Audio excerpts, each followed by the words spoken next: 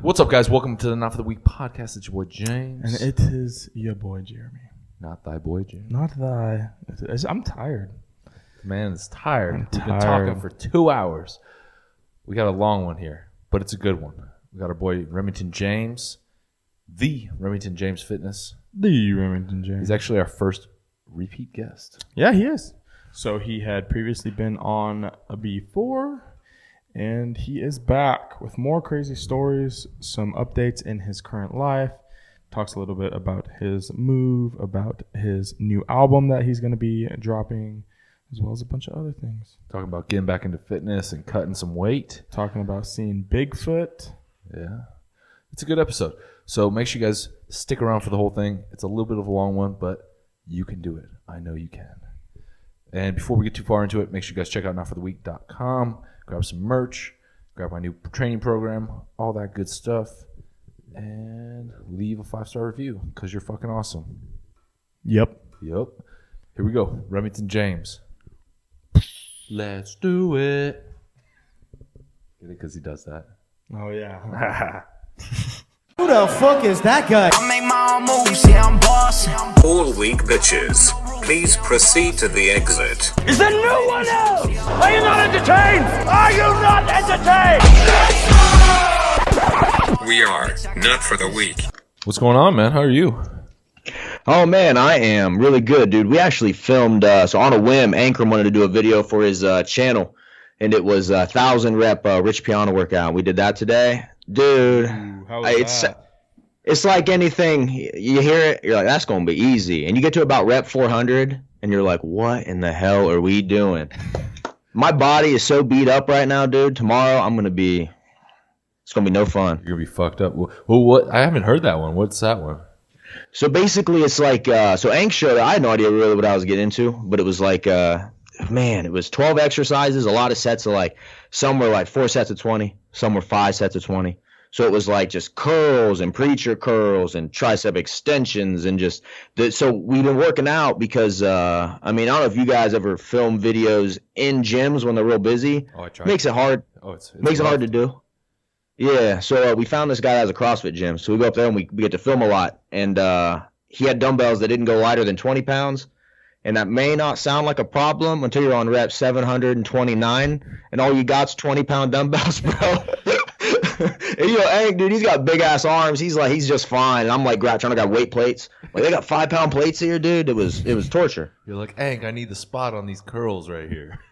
Dude, no, for real, man. We had the 20-pound dumbbells. I get to rep like 17, 18, and I'd be like, all right, Hank, you could like literally assisting me to get some of these out. It was a trip. That's good, though, dude. You need that grind. Oh, dude, and it's like content. It's like being like a vlogger. You always got to find new and interesting ways to like make your day more interesting than it probably would have been otherwise. Yeah. I always think about that, like, because like I'm always like, man, I should do a vlog, but I'm like, bro, I got nothing going on today. Like, this would be the boringest shit in the world. Nobody's trying to see me sit on my computer for fucking 7 hours. Well, like, man, I just recently kind of got back onto the vlog grind, and that's always the thing at first. You're like, man, like, because if we're being real, my days are kind of boring by myself, and if I'm not filming content, I'm just like working in an office all day. So you got to find, but like, I guess it's trying to find ways to make the boring shit still fun. Mm-hmm. So like, I'm cooking my food the same I do every day, making a meal. Try to make that fun. Try to throw a joke in here or there, like. Yeah.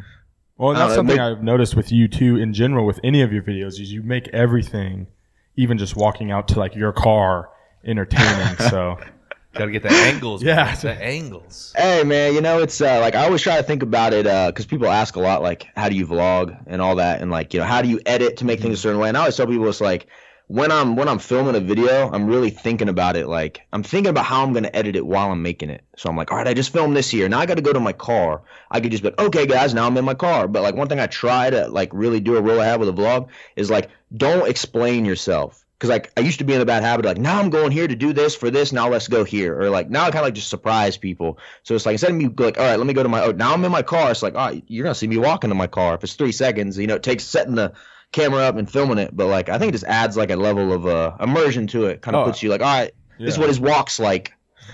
No, makes them feel like they're actually there with you, kind of thing. Yeah, I see Grant's getting on the YouTube grind now, huh? He is, man. Yeah, his first video came out a few weeks back, and he actually no longer, he stepped away from RJF, and he's got his own design thing now. So we actually no longer work together. But he's branching out on that solo path, which I wish him nothing but the best, man. For sure. That's cool. It's cool to see you getting back into it too, man. I've been watching the channel lately, and it's cool to see you back on that fitness grind. Like, obviously, like, it never kind of really went away, but like, it's cool to see you putting that stuff out again. Yeah, I think we all like go through phases in life, and like especially like right after I spent so long grinding out that the first project, which second project coming very soon, by the way, Sink or Swim. She's almost done. But like putting out that first project, I grinded so hard for it and put it out, and at the time I didn't even know like really what I really even wanted out of it. It's like you work so hard for something, you put it out, and you think you're gonna reach this big moment where like your head like you're like, oh, I did it, here we go, I'm happy, like, you know what I mean? But it was like reached this point where I was like, damn, like I don't know. And it took me a few months to like, I mean, I was still going to the gym and stuff, but I was just like about half there, half not. I took some time off YouTube, just a break, just really like focused on like myself, my family, just being more present and finding like, all right, like what's really going to make you happy now? Because you're doing all these things trying to make yourself happy, and nothing's really like, not that I'm like super depressed or whatever, but like nothing was like satisfying me. And then it like, I still remember like I made the decision, I was sitting out with Ank, and I'm like, all right, I'm going to start vlogging again. And, because Grant's stepping away, put a lot more work back on my plate. And I was like, I've almost let myself get lazy for a little bit. And I was like, I got to make myself uncomfortable again. And what's that going to be? Like, let's start walking around with the camera again. Let's start another challenge. Let's get on YouTube and be like, I'm going to cut now. I'm going to get back in my best shape. Like, and to be honest, I'm like busier than I've ever been. But it's almost like that's where I find the happiness. You know what I mean? It's just like always working. It's almost like, I don't know, just like every day knowing that like, you hit your macros, or you trained really hard, or I filmed a video or whatever. It's like going to bed at night knowing, oh, damn, I really gave it my all today. Yeah, that just makes going through life easier. Better. It's just like checking stuff off the list, you know what I mean? Like you have your list at the beginning of the day, and like that sense of accomplishment at the end of the day when you've checked off pretty much everything on that list. Which by the way, James, I've been seeing your pictures, dude. You are looking yoked. I've been working, man. Sunny side up, bud. Bust that egg open. Yoked. I was kind of in the same boat as you. I think like the last couple of years, like fitness was important, but it wasn't like a huge priority. Like I was kind of just going through the motions. Like I wasn't super happy with how things were going. And then like, I don't know, I've been doing this tour, doing all the different styles of training this year, and it just kind of like reinvigorated that. And so I'm like, man, and now I feel better than I felt in years, and it reflects in how, if you're feeling good, it reflects in how you end up looking, like, because you take more pride in like going to the gym and hitting your macros, and it gives you more incentive, Well, it's like one thing I noticed I do a lot recently too is like for a while, man, I was burnt out. I ought to say burnt out because that's probably the right way. I was so burnt out on fitness because I tried so many diets. I did it for years on my channel, right? And I got so burnt out on it. I like didn't follow any fitness people on like Instagram other than my close people I really knew in real life. I didn't follow any other YouTube channels that were fitness. I just didn't even want to associate with it. And now you go to my YouTube, look at like the videos I'm watching. I'm watching like Jeff Nippard, Christian Guzman. I'm watching all the fitness shit, and it's like someone puts something in a video like, hey, I tried this food out. It's really good. Look, and I'm excited. Like I'm gonna go get that and try it. I'm gonna hit our max extra fun tomorrow. And it's like I think part of it's that passion, and like if you always have your head in it, in one way, shape, or form, like you see other people that actively enjoy stuff. Yeah, man, it's just a challenge, pushing yourself, and I think that's really where I'm most comfortable. Like, especially like, dude, getting out and vlogging again, man. It's all like my first vlog back. I had to like there was like rust on, man. I had to like knock the rust off. I forgot how to do it almost. But it's like muscle memory though. You just like hop back in, and it's like, and dude, like I started training hard again and really hitting my diet. My body is responding so well, and it feels so good again. It looks like you're getting lean, man. What are you weighing right now? Right now, as of this morning, I was like 171. Damn, man, that's good. Yeah, well, I'm about 3 weeks into the diet, I'd say. Let me see, like 22 days in, and I started at like 176. So it's been like, but it's weird. Some days I'll jump down to like 169.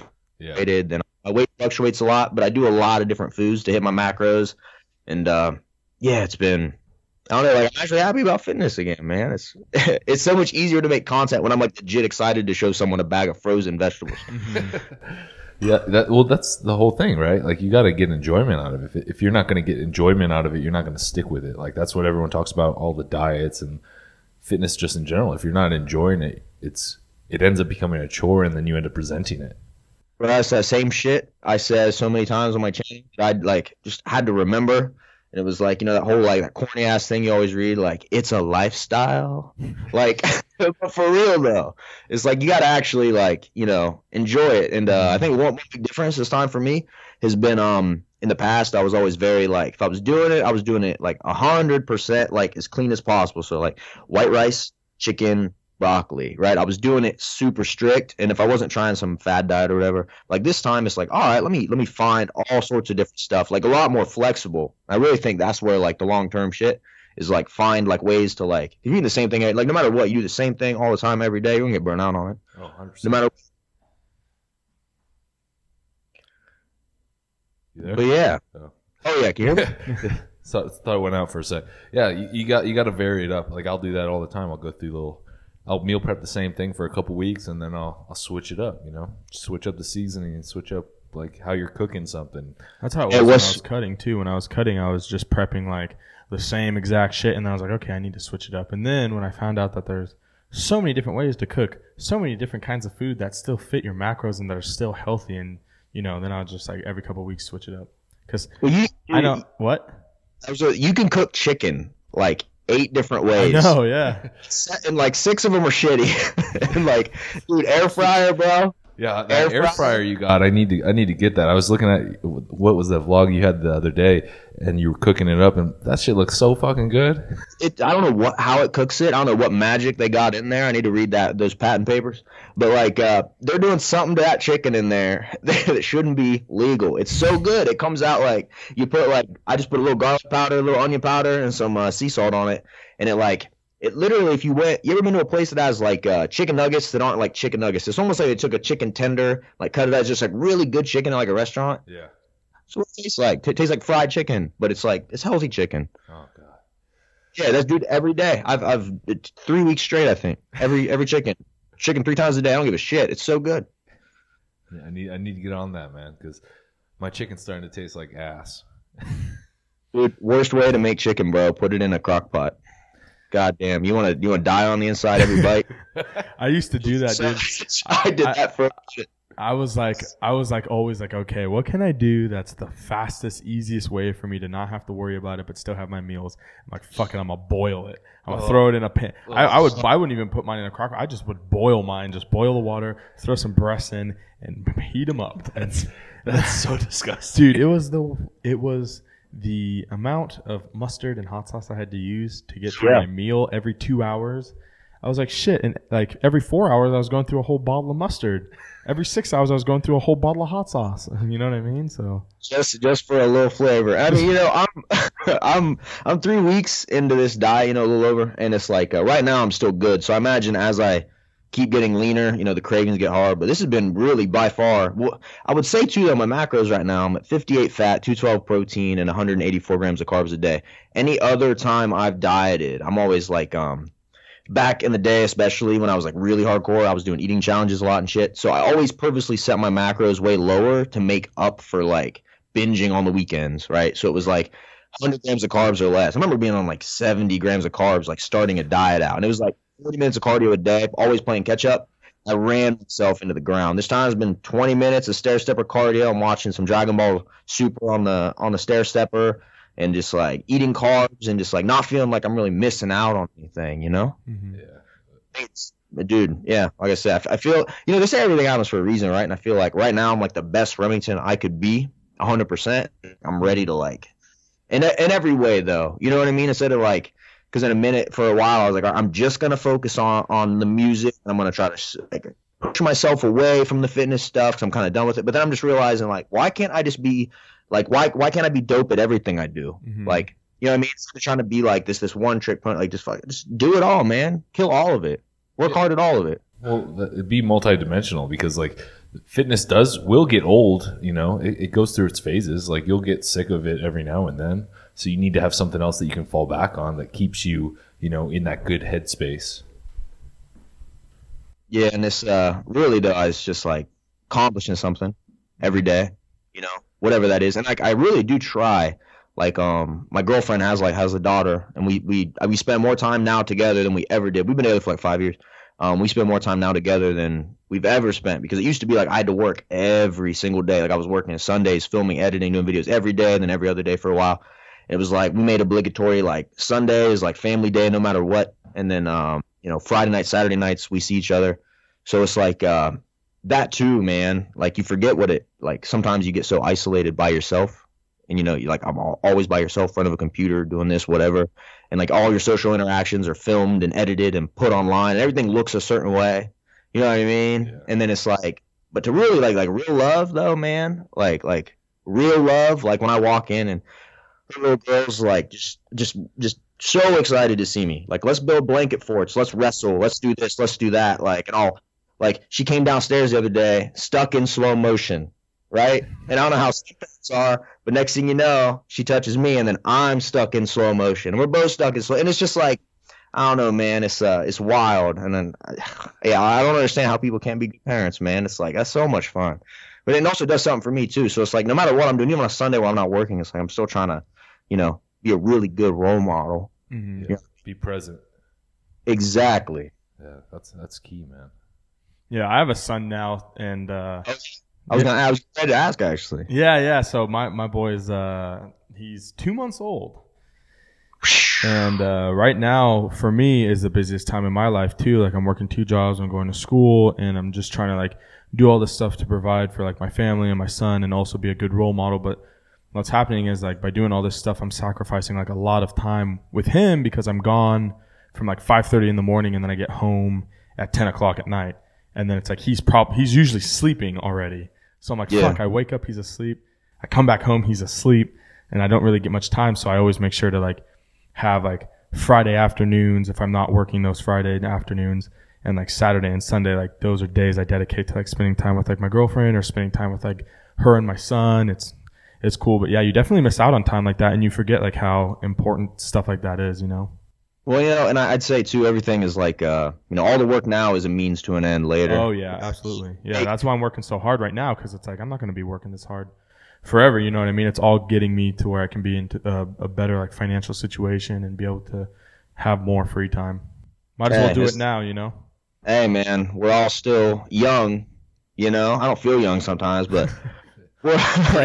Preach. You know what I mean? We're all still young. I don't want to be like, I'd love to be in a position where like when I'm 50, I don't got to run around with a camera and into a Kroger. You know what I mean? I'd love to not have to do that. But might be a little played out by then, you think? Yeah, no kidding. Dude, everybody's going to have a channel, man. There's so much new content to watch all the time. It's like I'm on YouTube now, man. It's like the best time to make content, because like I get on and I'll like find channels that don't have like much love really, and I'm like, this is awesome. Subscribe. Yeah. Like it's crazy. Like I've been spending some time on YouTube like the last couple weeks, and it's crazy. Some of the shit that like videos from like 6 or 7 years ago have started popping up, and I'm like, holy shit, there's just so much stuff out there. There's content for everything. Like I just got done watching an iDubbbz Content Cop.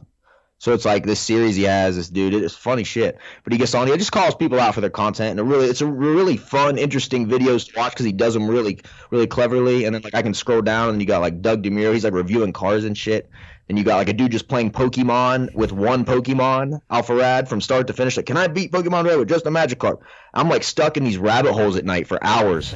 Just like, okay, now I want to buy a Porsche now. I'm going to try to beat Pokemon Red with a Magikarp. Like, you know what I mean? Like, it's just like, it's wild, man. It's like, it's good, and it's like, but I always like, there's like two ends of the spectrum. I try to find balance, but it's like, I always tell people, like, you're either a creator or a consumer of the content. So it's like, have fun enjoying it, but I recommend anybody be creative, man. There's no better outlet than when you make something and you're like, I am fucking proud of that. Is that how you're feeling about this new album coming out? Yeah, bro. So my whole thought process, this has been way harder to do than the last one. Way harder, because I stepped away from it, And like I'm absolutely in love with it, but like I want to I'm gonna show like an evolution and shit. So like this one's been a lot more just about like a lot more introspective, like a lot of shit about how I feel and shit, you know, that old sad story. Man, just like trying to really like use my voice in certain ways, because like Lord knows I can't sing. With a little auto tune I can do all right, but it's just like trying to find ways to like, dude, if I showed all my like all the attempts I made, like I'm working on a song right now. And every time you like track in a new vocal clip, so like a new take, it'll like number it 1, 2, 3. I'm on like take like 342. So I will stay in front of that mic and try shit. And eventually shit works and it sounds cool. But like I'm super, because I'm like on my first shit, when I put it out, it was like I would get songs to a point and I'd go, that's good enough, let's go. Next one. This one I'm really like, all right, like, because like I can listen back and there's little parts I would tweak or change, you know, in retrospect. So it's like this time I want to make sure that like every song I put out, not only do I like 100% love, but like I don't want to fill it with just something just because I did it. Yeah. You know what I mean? So I'm throwing away a lot more shit or putting it on the back burner now if it's like not worth it. And it's gonna be a tight project, man. It's probably only gonna be like 7 songs this time around. It's gonna be like a tight little project. But my goal is like every one to be like, just like 100. You know? That's awesome, man. Yeah, you're probably not as. The first one, you're probably like just excited to get it out there, you know, like you're not as worried about it. So it's cool now that it's just showing growth. Yeah, exactly. Now you've had feedback too. Now you know what songs people like or what songs people didn't like, or you know like what specifically about you as a rapper and an artist people liked, which, you know, going into this new album, you're now going to be able to take that and kind of use that and be like, okay, well, this kind of worked, this kind of didn't work, you know, what's me, what's not, what do people like, what do people not? So there's definitely a lot more like thought process that goes into it. If I'm judging by the fucking Spotify numbers, people love Psychopath for some reason. And I'm like, dude, like that was like one of the easiest songs I made. I was just angry and yelled at that microphone for 3 minutes, and somehow that turned into like the one that people really fuck with. Like I don't know why. That's the one that everybody. I mean, like Villain, but I promoted the fuck out of Villain. So, but like for Psychopath to have no promo, no video, no nothing, and for it to have just damn near right on with Villain for me is wild. So I don't know. You guys need to get on and yell, bro. I mean, shit, it works for Rob Bailey. Yeah, Rob Bailey. Drink a 6-pack of Bud Light, put a pinch of snuff in, and get to it, boys. There you go. That's the key right there. I've never listened to any of Rob's music. How is that? Is that like rock? It's like rock, rap-ish. Rap rock. I don't know. It's I don't cool. know how you would It's like punk, but rock, but he also screams a lot. He yells like motivational quotes. Yeah, it's good. It's cool. It works for the gym for sure. That's one of the OGs right there, man. That dude's a legend regardless. Yeah, man. Him and Dana, man. Like, they're killing it. Oh yeah. I mean, I haven't. The crazy thing is they used to be so. Maybe I just don't follow them really. I guess I follow very like few people in fitness, but like I remember I used to see them everywhere. Yeah, I feel like they're kind of taking a step back, you know, like almost kind of like maybe they got burnt out of the industry a little bit, maybe. Yeah, I can see it. Well, they're doing a lot all the time, every day. They're doing a lot of outdoorsy stuff now too. Mm-hmm. That seems to be like they're making a lot of outdoor stuff. Yeah, that seems to be the movement now. I see a lot of those like fitness guys going into that where like they're not working out in a gym as much. Now they're doing like outdoors and hiking and biking and all that type of stuff. That's cool because that promotes a different type of like healthy lifestyle. You know what I mean? Yeah. Other than like makes people feel like they don't have to necessarily be in a gym. There's something to be said about getting out in nature though. Oh, 100%, dude. Like I definitely don't do it enough. Especially when you're like so involved in the internet and like that's your job. I'm just like, and I'm like a nerd, so I spent like most of my life inside, if we're being real, playing video games and shit, you know. So it's like now, like I went on a hike the other day, and just like this summer actually, I've always been super self-conscious of having my shirt off, even when I was super into fitness. If I wasn't the most shredded I've ever been, I was so scared to take my shirt off. So something like, oh yeah, it's weird shit, bud. So it's crazy how like the brain plays tricks on you, because people could like look at me and be like, you know, like. Why wouldn't you do it? You know, but it's always that weird, like you grow up a certain way. Like I grew up just like out of shape, nerdy, and I wore a shirt, slept in a shirt. You know what I mean? There's some people listening that can relate to that shit. I used to swim in a shirt, bro. Bro, you were one of them? Hell yeah, I was.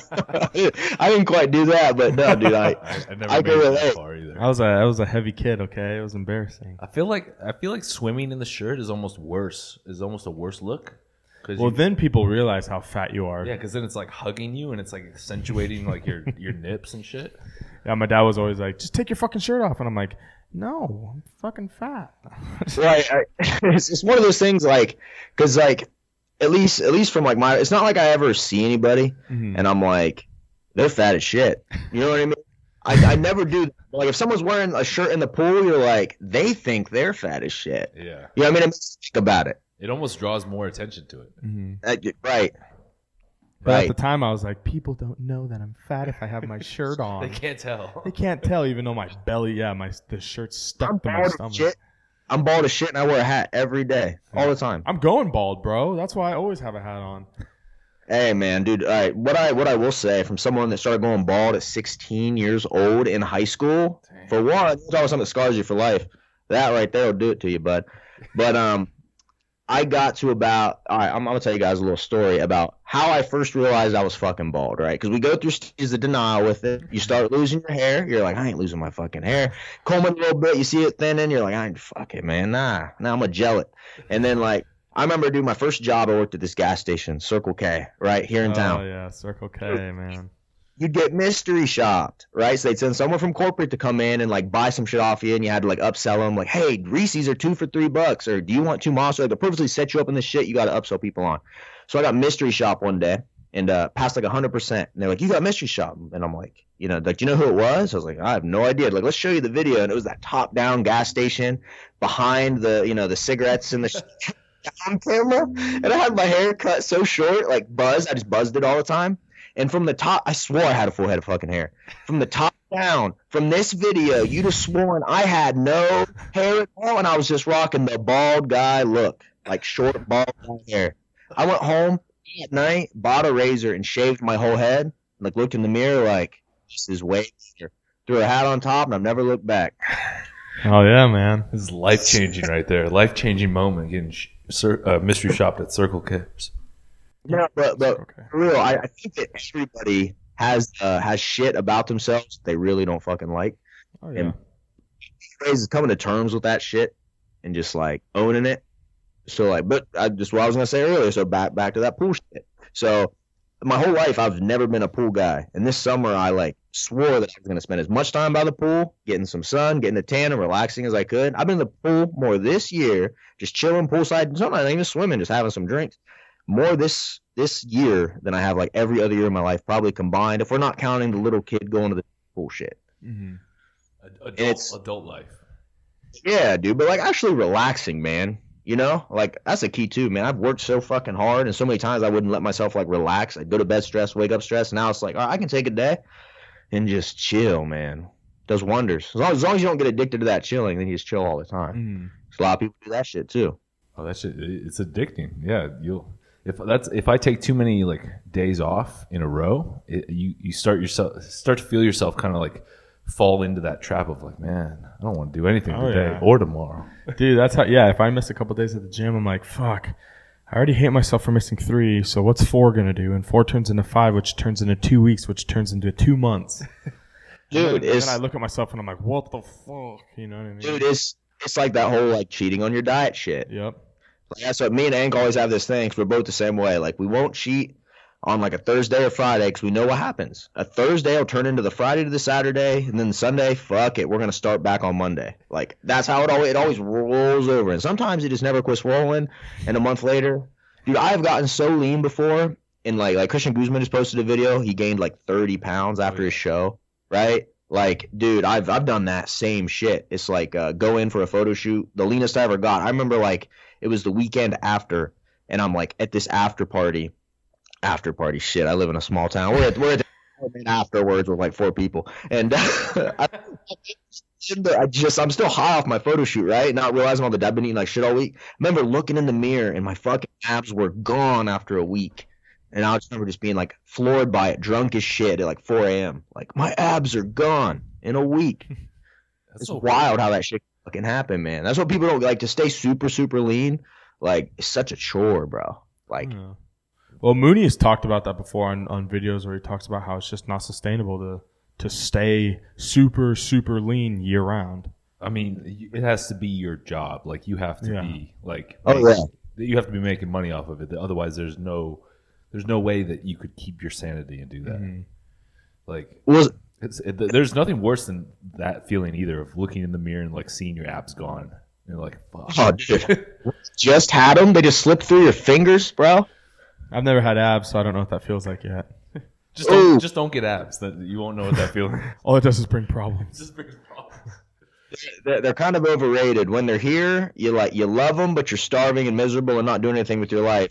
And then when they're gone, you're mad at yourself for not taking more pictures. Yeah, every time. Real shit right there.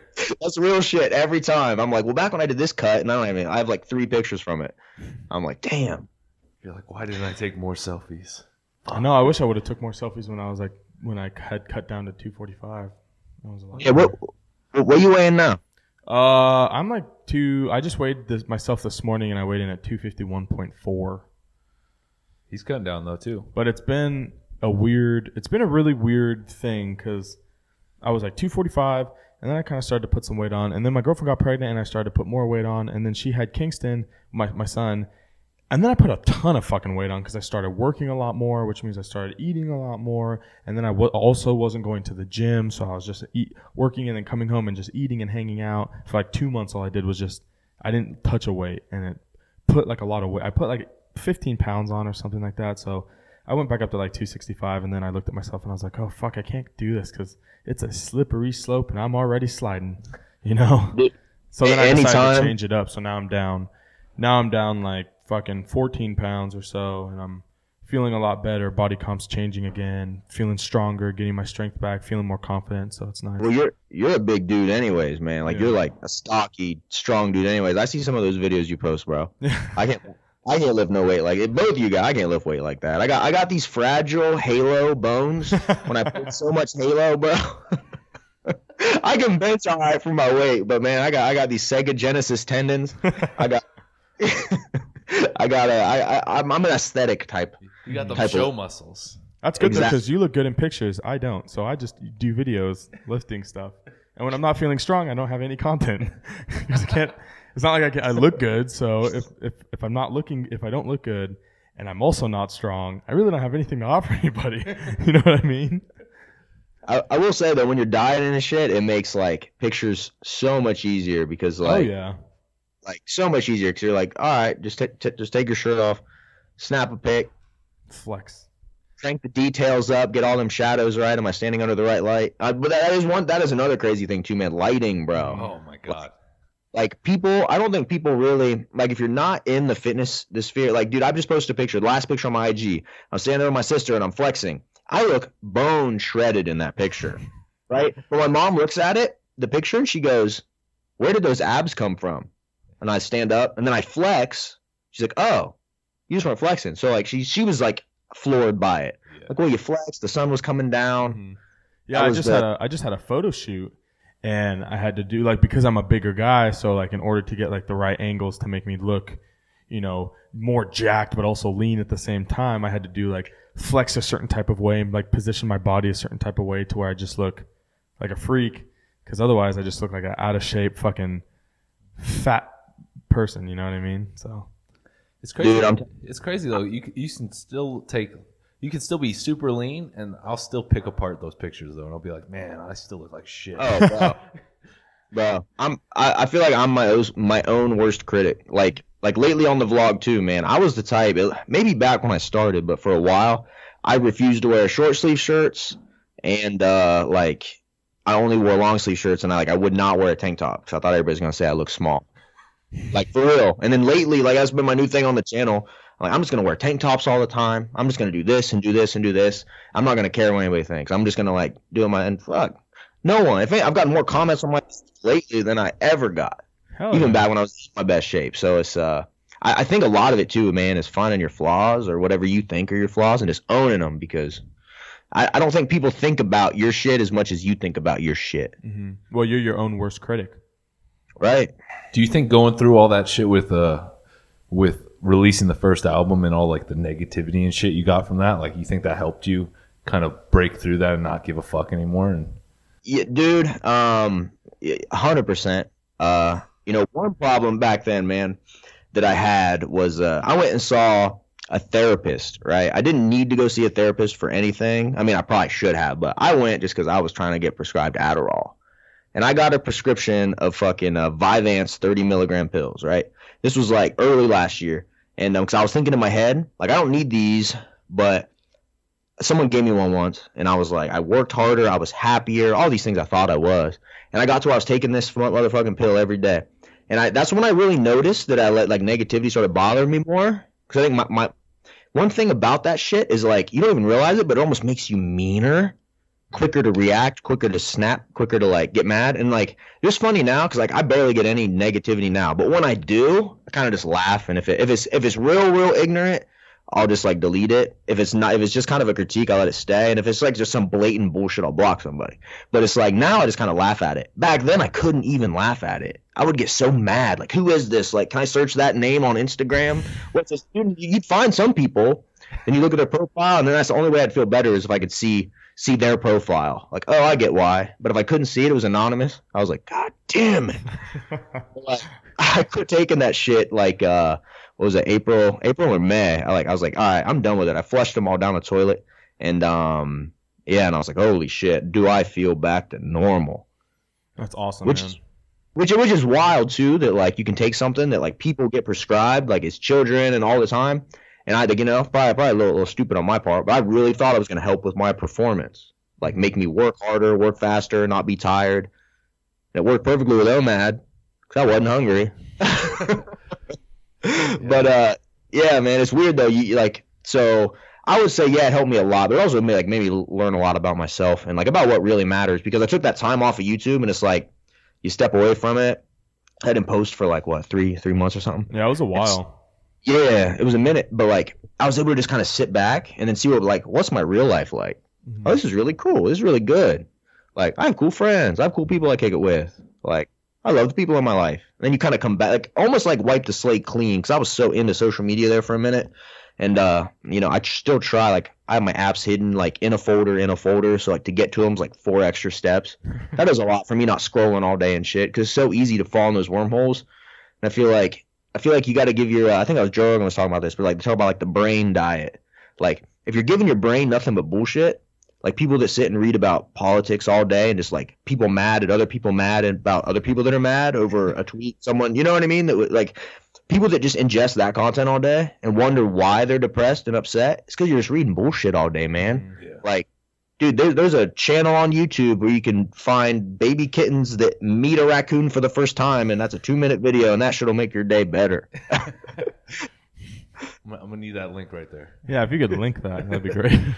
I was out the other night, and this girl that goes to my gym I've like never talked to. She's always behind me on a cardio machine. I'm always in front of her on the stair stepper. And then like I'm out, and she's like, oh, okay, I've been meaning to ask you. She's been drinking, so her inhibitions or whatever, like she was willing to like say something. And she's like, hey, so why are you watching kittens and pigs and sharks? Like, what are you watching? Sometimes it's cartoons. I'm like, all right, well, sometimes it's Dragon Ball, sometimes it's Attack on Titan, sometimes it's Animal Planet, baby. Start the day off the right foot. Don't judge me for my cardio choices. Like, listen, whatever gets me. Dude, Attack on Titan, that show's pretty tight, actually. Oh, dude, I'm on. I just started season 3. It's really good. So it's really hard because like you get into it. Mm-hmm. But what I try to do for cardio, little hack, is find a show that's as long as your cardio session. Ooh. So Attack on Titan's 20 minutes. Those are my sessions now. Start each episode. So you're almost like looking forward to cardio because you watch a show. But don't watch that shit at home, or you're gonna be out of episodes. You gotta find a new show. You gotta have that hook there. It almost takes back some of that shit where it's like when I was a kid, man, watching Dragon Ball Z, it was like Wednesday or Monday through Friday. It was on like 5:30 p.m. Like, and I was a kid. I tuned in and like you had to wait till the next day. It kind of brings some of that shit back too. Some of that excitement to actually like enjoy a show. Because you know how it is now, man. You find a show, you binge watch that shit. Oh yeah. And it's just like.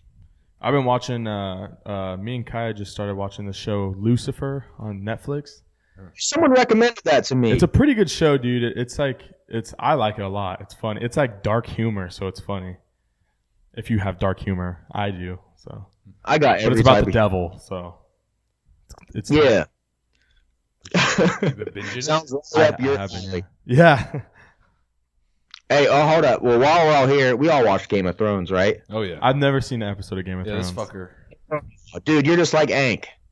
Ank. Like, hey, Ank watch Lucifer, but I'm like, here's my HBO logins, Ank. You watch the first episode. That he can't. There's something in him that makes him physically ill to try to watch Game of Thrones. Bro, you just gotta tell him that there's titties in there at some point. The problem is everyone's already seen every episode. All of them are already out, so it's like I'm so far behind. No, that why would gives I you even plenty start? That gives you plenty of stuff to binge watch. Like, you're not gonna binge watch it in a week, dude. So my whole thing into Game of Thrones was when I was working at Sprint, this guy John, shout out to John, man, that was one of the coolest people I ever met. But he was like super nerd, man, and like he was like so obsessed with things, and he'd like push them on you. Like, I love Game of Thrones, so it was like you got to watch it. And this was back before you could get all these apps and shit to watch them. So it was like you had to have, like the DVD collection, Blu-ray, whatever. So like, I got the first season on Blu-ray. I'll bring it in. Promise me you'll watch it, because I was always like, I ain't watching that shit. He brought it. I remember I was actually going through a breakup at the time, and it was like I was like off work. It was back when I worked at Sprint, so I wasn't doing no YouTube, no shit. So I would have 2 days off in the middle of the week, every week, just straight. So back then, before I was grinding, it was like I'm just gonna like lay in bed, play games, or watch something. So I started Game of Thrones. I had season 1 done by the time those 2 days where he gave it to me on a Monday, Tuesday, Wednesday was off, Thursday I had it back, season 1, and I'd already. What I did was, this is poor man. How back in the day, how you put the poor man watched a show. You would get on eBay, find the used DVD collection. Oh, yeah. You'd buy that shit for $30, watch it, and then sell it back for $30 again. And you paid the fees. You watched it for like $3. So I did that all the way. I watched every episode in like 3 weeks, and then then I was a faithful and loyal goat fan. Bro, what'd you think of the last season? All right, man. So a lot of people. I feel like we live in a culture where it's easier to just hate on something instead of having like a real critical opinion and looking at like the thing in its entirety. I can't say that I'm like overly upset with how it ended. Do I think they could have done things better? Do I think they could have like added 4 more episodes and padded some shit out? 'Cause it seemed like at the end it was like a lot of shit that should have taken episodes to like resolve happened in like 5 minutes. Yeah, they were rushing it a little bit. Exactly. But I mean, I can't be mad, man. Like, people are like, I hate Game of. You talk to people now and they say they hate Game of Thrones. I'm like, how can you hate it, dude? We got years of entertainment out of that shit. It's a 10-year show, bud. 9 years of that, you were all happy and on board. Yeah. Like now, all of a sudden, and they didn't do anything too out there. I thought, you know what I mean? It wasn't. I remember watching the ending. I'm like, that was the ending. But it was like, Yeah. I'm reading. You wanted a little bit bigger, like climax, but it's all good. It's all good, bro. Amazing show still. So what it got me to do was get on Audible, by the way. Audible is a game changer. But you can do audiobooks on there. So I got the Game of Thrones audiobooks. You guys ever listen to an audiobook? Oh, yeah. I love Audible. Audible's sick, man. I've never listened to an audio tape. It's worth it, dude. Yeah. So for me, man, I have like a wild racing head. So when I lay in bed at night, I've always had trouble sleeping because my brain will just go everywhere. So like what I do at night is like my nighttime rituals. I put on an audiobook and I listen to it till I fall asleep. Sometimes I'll listen for 2 hours before I fall asleep, but something about it kind of relaxes me. So like Game of Thrones, man, I'm listening to those audiobooks now. Oh my gosh. Everybody says like the book's better than the show or the movie, whatever. And most times, I mean, show's pretty damn good, but these books, after watching the show, I don't know. Something about it. You think the books are better? Oh, man. It's hard to say because, like, I mean, in the show, obviously, I watched the show first. So it's like, there's different experiences, man. The books are much more in depth. Like, I think a lot of times in the shows, you don't get that inner voice in someone's head. Yeah. But in books, you get a lot of the inner monologue, what people are thinking before they say said thing. So it's like, you get a lot more of that shit. I think it's good for the backstory and characters and shit. I mean, if you're a nerd, it's cool. If you watch the show, I mean, unless you're itching for Game of Thrones. Yeah, I'm stoked. You see all the people making the writers for Game of Thrones got a deal with Netflix. It was like fucking ridiculous, and all these people are saying they're going to boycott Netflix because they're like mad at the writers still for the Game of Thrones finale. Dude, like I said, we live in a world where people have nothing better to do than to be upset about shit. It's like, but if you think about that though, it's like it's a big system of like the media knows that's a super good clickbaity story. You heard about it. I saw that by Yahoo News. I didn't click on, but it's like they know that's good. So like, let's say you get 1,000 people that band together, and all these people just want to be part of a group, have some people that they can relate to. So they're all like, yeah, we're all gonna boycott the show, yeah, and then 1,000 do it. And then all these news sites go, wait a minute, this is super clickbaity because it's all sensational titles and shit. Oh, yeah. That's all it is. We're in the age of clickbait. Everybody wants your attention. So it's like, and now it's a story we're talking about. So it fucking works. Yeah, it's I just think it's a terrible waste of energy, man. Let the guys 100%. let the guys do their shit. Jeremy and I was talking about that the other day. We were talking about people that like getting upset about that. Like it's always somebody that has nothing better going on in their life. Like you never see somebody like that's successful like going out of their way to be like, you know what, fuck those Game of Thrones writers. Like, Yeah, you never see someone who's out there actually trying to do better say, "Hey, fuck you," to anyone, really. I say, I was me and Ank were talking about this, and it was like I look at anybody that's successful. Like a lot of people like hate on Conor McGregor, right? But it's like, how could you ever hate someone that has done all the shit that some of these people have done? Mm-hmm. Like, not that I can put myself in his shoes, but it's like the level of work it takes to ever have that much media attention to get to world championship. It's the same thing with a lot of people hate on Floyd Mayweather, but it's like, how could you ever hate on that? Like legit hate. It might be one thing to like troll a little bit, but like legit hate someone that's really successful like that. It's like that's just a motivator. yeah, it's one thing to like maybe you don't like him as a person, maybe, but like you got to respect what he's done. grind. You know what I mean? Like it's not easy to get to that position. And the work it takes. I mean, it's hard enough dieting for 12 weeks to get abs. Let alone getting punched in the face repeatedly for years, hoping that you don't have like a massive head injury, hoping you don't, it ain't all for nothing. You never gave up. Yeah, and McGregor was piss poor and just didn't pay for shit, and just like every cent he had went towards training with the hope that one day he's gonna make it. And now he's got the Mac Mansion, drives a Bentley, a Rolls Royce. Dude, the best part about it is he's been with that same girl through all of. Bro, you don't see that anywhere. Dude, all these dudes get like, I remember Phil Heath was a big dude I followed in bodybuilding forever. That dude straight up had his woman, got up to the top, and then left her for some younger bro. That shit happens all the time. Mm-hmm. And you didn't hear about it at all. He just casually just showed up one day on Instagram with a new chick. It's like, what the fuck happened there? Cool. Speaking of, you guys going to the Olympia this year? I'm going, yeah. I am not. So me and Ank actually, so we leave not this Monday coming up, but the Monday after that to go look at properties in Texas for the move. Oh, nice. So Moving to Texas? Yeah. Oh, yeah, bro. Nice. Oh, yeah. I'm thinking Houston area. Like, sounds kind of cliche because I think Christian Guzman and Max and all them live down in like that Sugarland area. But like, it's pretty cheap to live down there. Oh, 100%, dude. And like, worth it. Dude, and like just the better weather and like, I'm a little burnout on where I'm at, to be honest. A little burnout on the people, the drama, bro. Everybody around here knows who I am. And like, I would love to be able to walk in somewhere and just like not be like, who's here, who doesn't like me, who, you know what I mean? I just walk in somewhere like where no one knows who you are, and if you know me, it's because you know my work. Yeah. And that's it. Yeah, it seems like there'd be a lot more opportunities and stuff too out there as opposed to Ohio. Well, just meeting people that are like creative. Like there's some YouTubers in our city, but like they're all like startup YouTubers. Like there ain't no one around here. I think Roman Atwood, he lives a little ways away from me. But that's the only big YouTuber like around here. So I don't know anybody that films videos, like real videos. Like I don't know anybody that does music really. Like I got some friends over in Newark, shout out Muzz, that he was on my first project. But like other than that, like no one around here is really doing anything that inspires me. So to like be in an area, hopefully I can get that. I mean, I think being close to Houston will be good anyways. But like I'm just being somewhere where people are at, like I can rub shoulders with people that are doing cool shit. Yeah. And the weather's nice year round. Yeah, so it's like big key. No more snow. Dude, well, that and just like if I didn't move, I think I'd look back at the rest of my life and always like regret it. Because I've always like and the way I had to look at it with Ank too was like worst case scenario, we go down there and we hate it. It ain't like we're stuck. It ain't like you do that and you're just like, oh man, we're stuck. Like leases at most be like a year. Right. And then come back, you know what I mean? Like, I don't know. I'm just ready for some adventure, man. I'm ready for some new shit in my life. Well, while you have the ability to do that, you need to take advantage, right?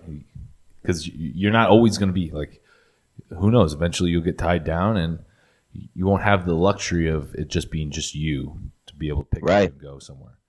Right. Yeah, and the whole YouTube thing being mobile, and I would like give me, because like the city I live in is really small, so there ain't really, if we want to do anything like halfway cool, we got to go to Columbus.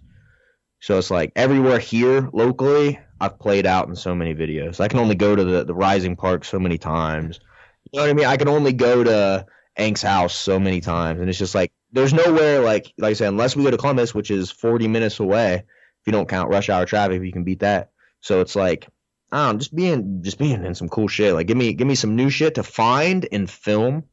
I think it'll just make my channel better. A lot of fitness people down there. Shit, go over to Alphalete Gym, grab a lift. Yeah. Like there's just lots of people doing shit. Austin's not that far away.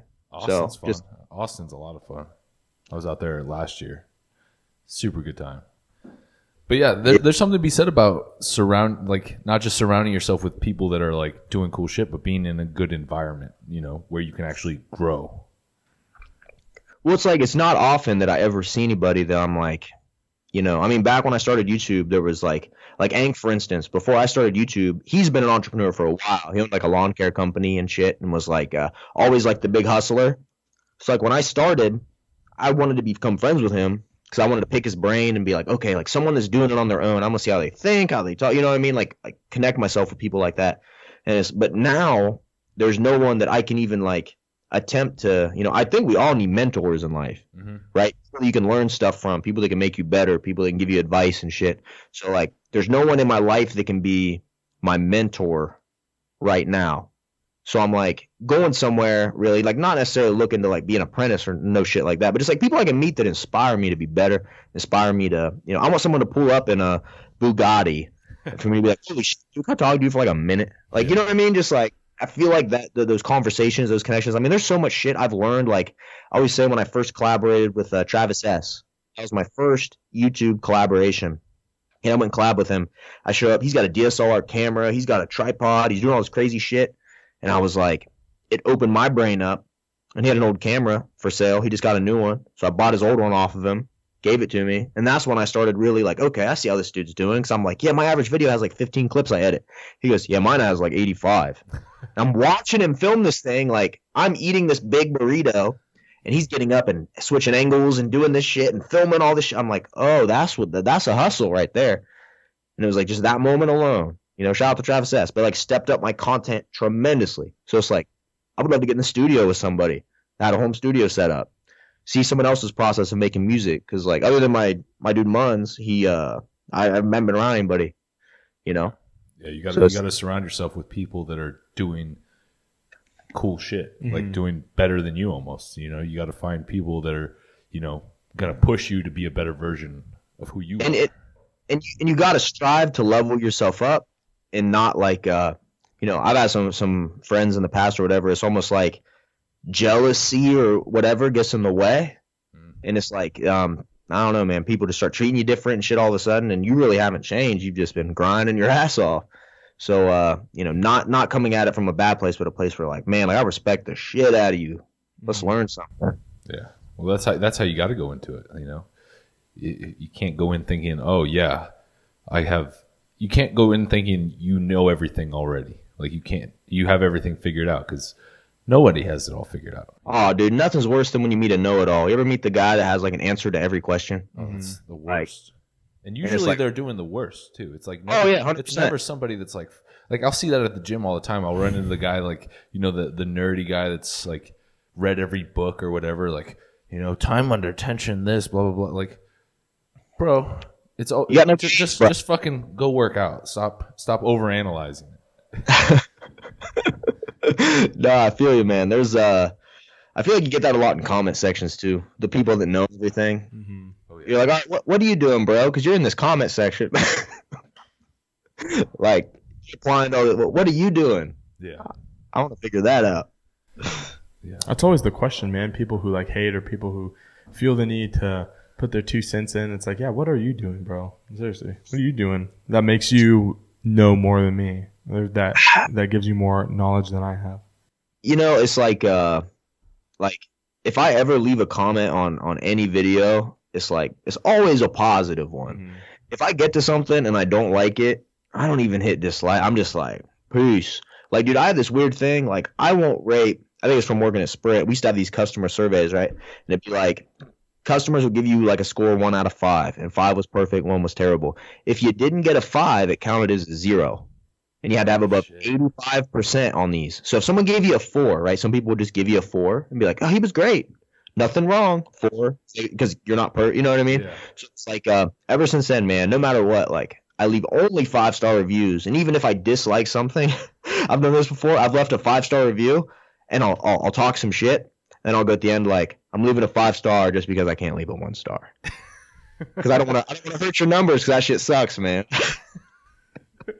Well, that's cool though. You know, I can agree with that though, dude. Like, because like, what is giving them like a 3 or something, or giving them a negative rating in general? What does that do for you? Like, it doesn't do anything for you. It doesn't provide you any value.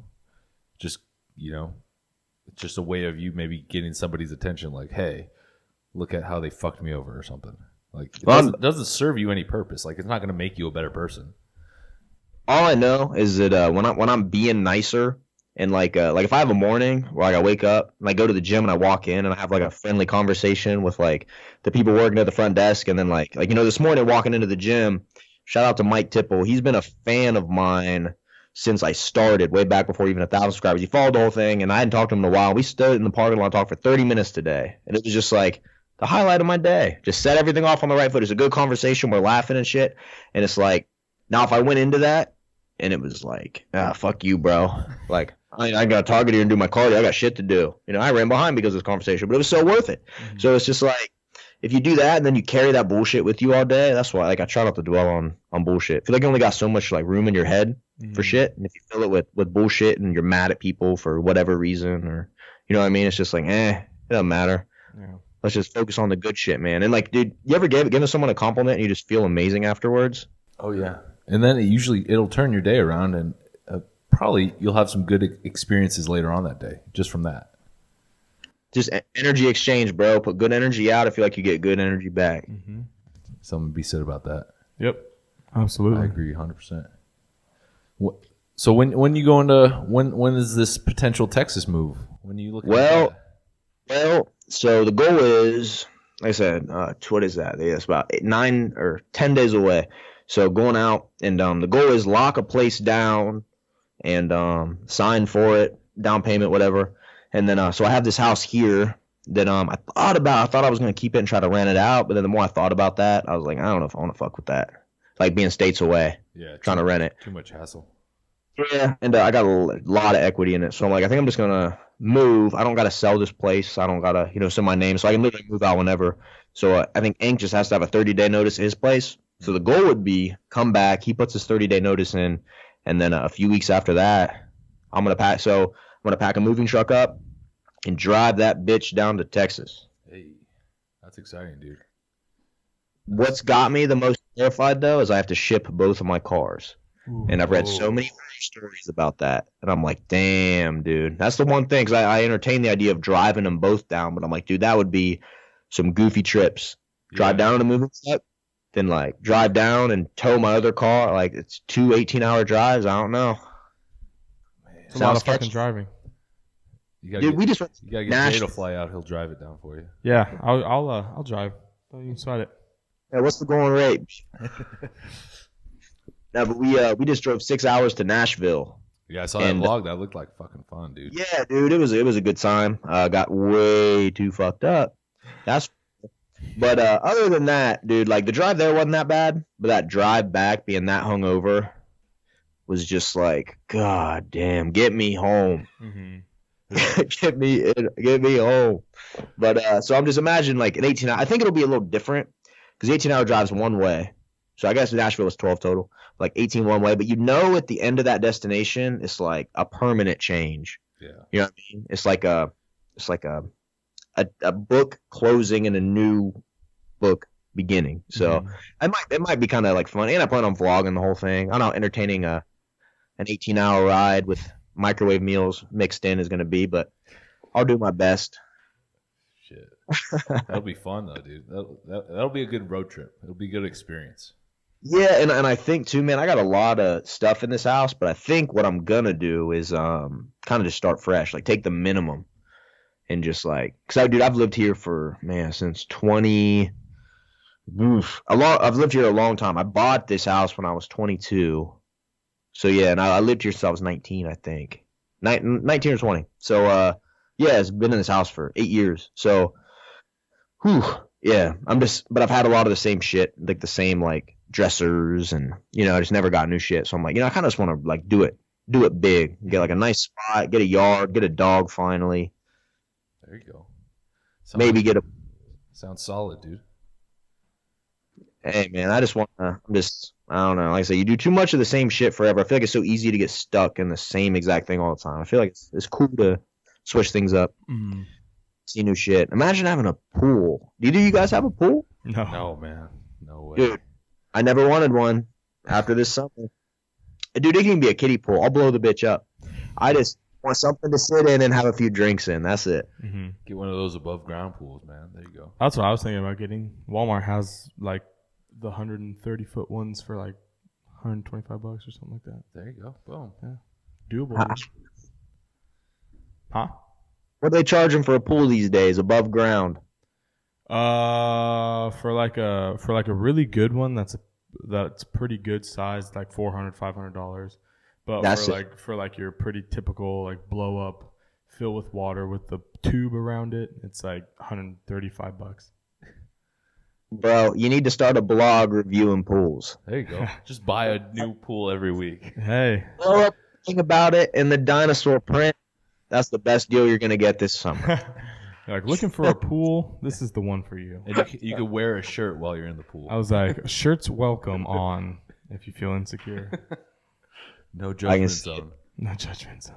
Yeah, how's Rob doing? Rob's doing good. He's doing a little weight loss challenge with Jeremy over here. Mm-hmm. You guys competing? No, we're not competing together. It's more of like, not so much like a challenge, just kind of like an accountability thing. Like, he texts me his like weight and measurements once a week, every week, and then just tells me kind of like how he's feeling, and then I like tell him how I'm feeling about like weight loss and stuff like that, and we just like help motivate each other and keep each other on track. So I'll text him during the weekend and be like, hey, don't go eat shit food today. Stay on track. Or he'll text me and be like, dude, what are you weighing in at right now? Or he'll send me like pictures at the gym, like just ran 2 miles or something like that. So it's just kind of not so much a challenge, just like a way to keep each other accountable that we're both like involved in. You know what I mean? Well, dude, that's what I love about YouTube is like I get on there and I say it like, I mean, I've definitely failed some shit in the past for sure. But like getting on there this time and just being like, I am gonna cut and I'm gonna do this shit 100%. Be able to get on there and be like, all right, I've been 100% on this shit. Minus your Saturday night cheat meal, which is a staple in every Remington James fitness diet. But other than that, I've been 100%. It feels so like good to say that. And then having people keep me accountable. Like if I start, now I'm terrified because this happened in the past. I've been doing a diet, I have a terrible weekend, and then come Monday, Tuesday, I'm not taking my shirt off because it's like you're swimming with your shirt on and shit. You got to do a physique update the week after because I had to do 40 minutes of cardio a day and 80 carbs just to like, you know what I mean? Mm-hmm. So it feels good to be like 100% on and having something to keep you accountable. Yeah, you need that. You need that kind of like motivation, whatever it is, whether it's a buddy or whether it's the YouTube audience. You need somebody to. It just makes it easier. Mm-hmm. We also got to be good too when that buddy isn't there. That was like when I started lifting. I had a group of guys we lifted together all the time, and then got to a point where like life happens. One had a kid, one moved away for work, and then like all my original gym partners were gone, and it was like, but I still had to go. Mm-hmm. I've been working out alone. Every once in a while, I work out with a buddy of mine, but for the most part, I work out alone. I've been working out alone for a fucking while now, and I used to only work out with like friends of mine or whatever, but. Yeah, just rocking it solo now, and it's hard sometimes, Keep yourself motivated, keep yourself driven, but you just do it. I like working out alone, though, sometimes. That's because you're an animal, and anyone who tries to work out with you would not be able to. Yeah, it's hard to find people that want to work out with me. Dude, I was in a relationship once where we worked out together like every day. Mm-hmm. You want to kill a relationship real quick? So every day. Together. Every day. Dude, it's the worst. I've always wondered about that. Like, how do you? We don't get too deep into it, but it's not good, man. I guess it's not good. Yeah, So working out with your significant other is fucking hard, dude. It's never worked out like with any of like my girlfriends who I've tried to get in the gym. Like it just doesn't work because they're like, don't talk to me this way. It's like I'm not your fucking friend right now, okay? I'm not even your fucking boyfriend right now. I'm your goddamn coach, and I'm telling you to squat. But you can't talk to them that way. They don't like it. Yep, it just doesn't. They're like, why are you acting like this? I'm like, we're in the gym. I'm trying to make you better. You need to understand that it's Coach Jay right now, okay? This is where boys become men. But I'm a girl. It's like, well, you're becoming a woman tonight, okay? Yeah. No, like I would say I enjoy alone. And because like I noticed that when I go in with friends and lift, like it's one thing to be making content, but if we're being honest, when you're shooting a video and working out at the same time, your workout is never as good as it's going to be because you're trying to film too. But a lot of times when I end up living with people, it's more like a social session, like 60 seconds of gossip, 4 sets, and then like 3 sets of bench. It's never like as good. So like for me, it's I try to go now in the mornings because evenings anymore when I go, it's so many people and you get caught in those time warps. Oh, dude. Oh, like man. Yeah. You ever been having like the best pump, the most killer workout, and then you see the person make eye contact from across the gym, you're like, fuck. You know. It's a dumbbell, but someone cleared them when you weren't looking. You're scrambling. Like, what do I do? So you pull the water jug up, you try to hide your face, but they already saw you. They circle around, and next thing you know, dude. And like the thing is, it's not like I don't even like having the conversations. Yeah. It's the fact I like them, so I'm in them for 20 minutes. Yeah. And then your pump, you're like, I might as well just go do cardio and throw in the towel. Yeah, dude, that's what happens. That happens to me a lot because one, I'm a talker. 2, I fucking that's like the only social outlet I have like all day long. Like if I'm going to talk, it's going to be at the gym, but I don't actually have any time to talk. So I need to like get my workout in. I need to come in, crush it, and then fucking leave and get home. But what happens is a lot of the times I'll go in there and I'll have like a friend in there and they'll start talking to me and I'm like, fuck, like I really have to work out.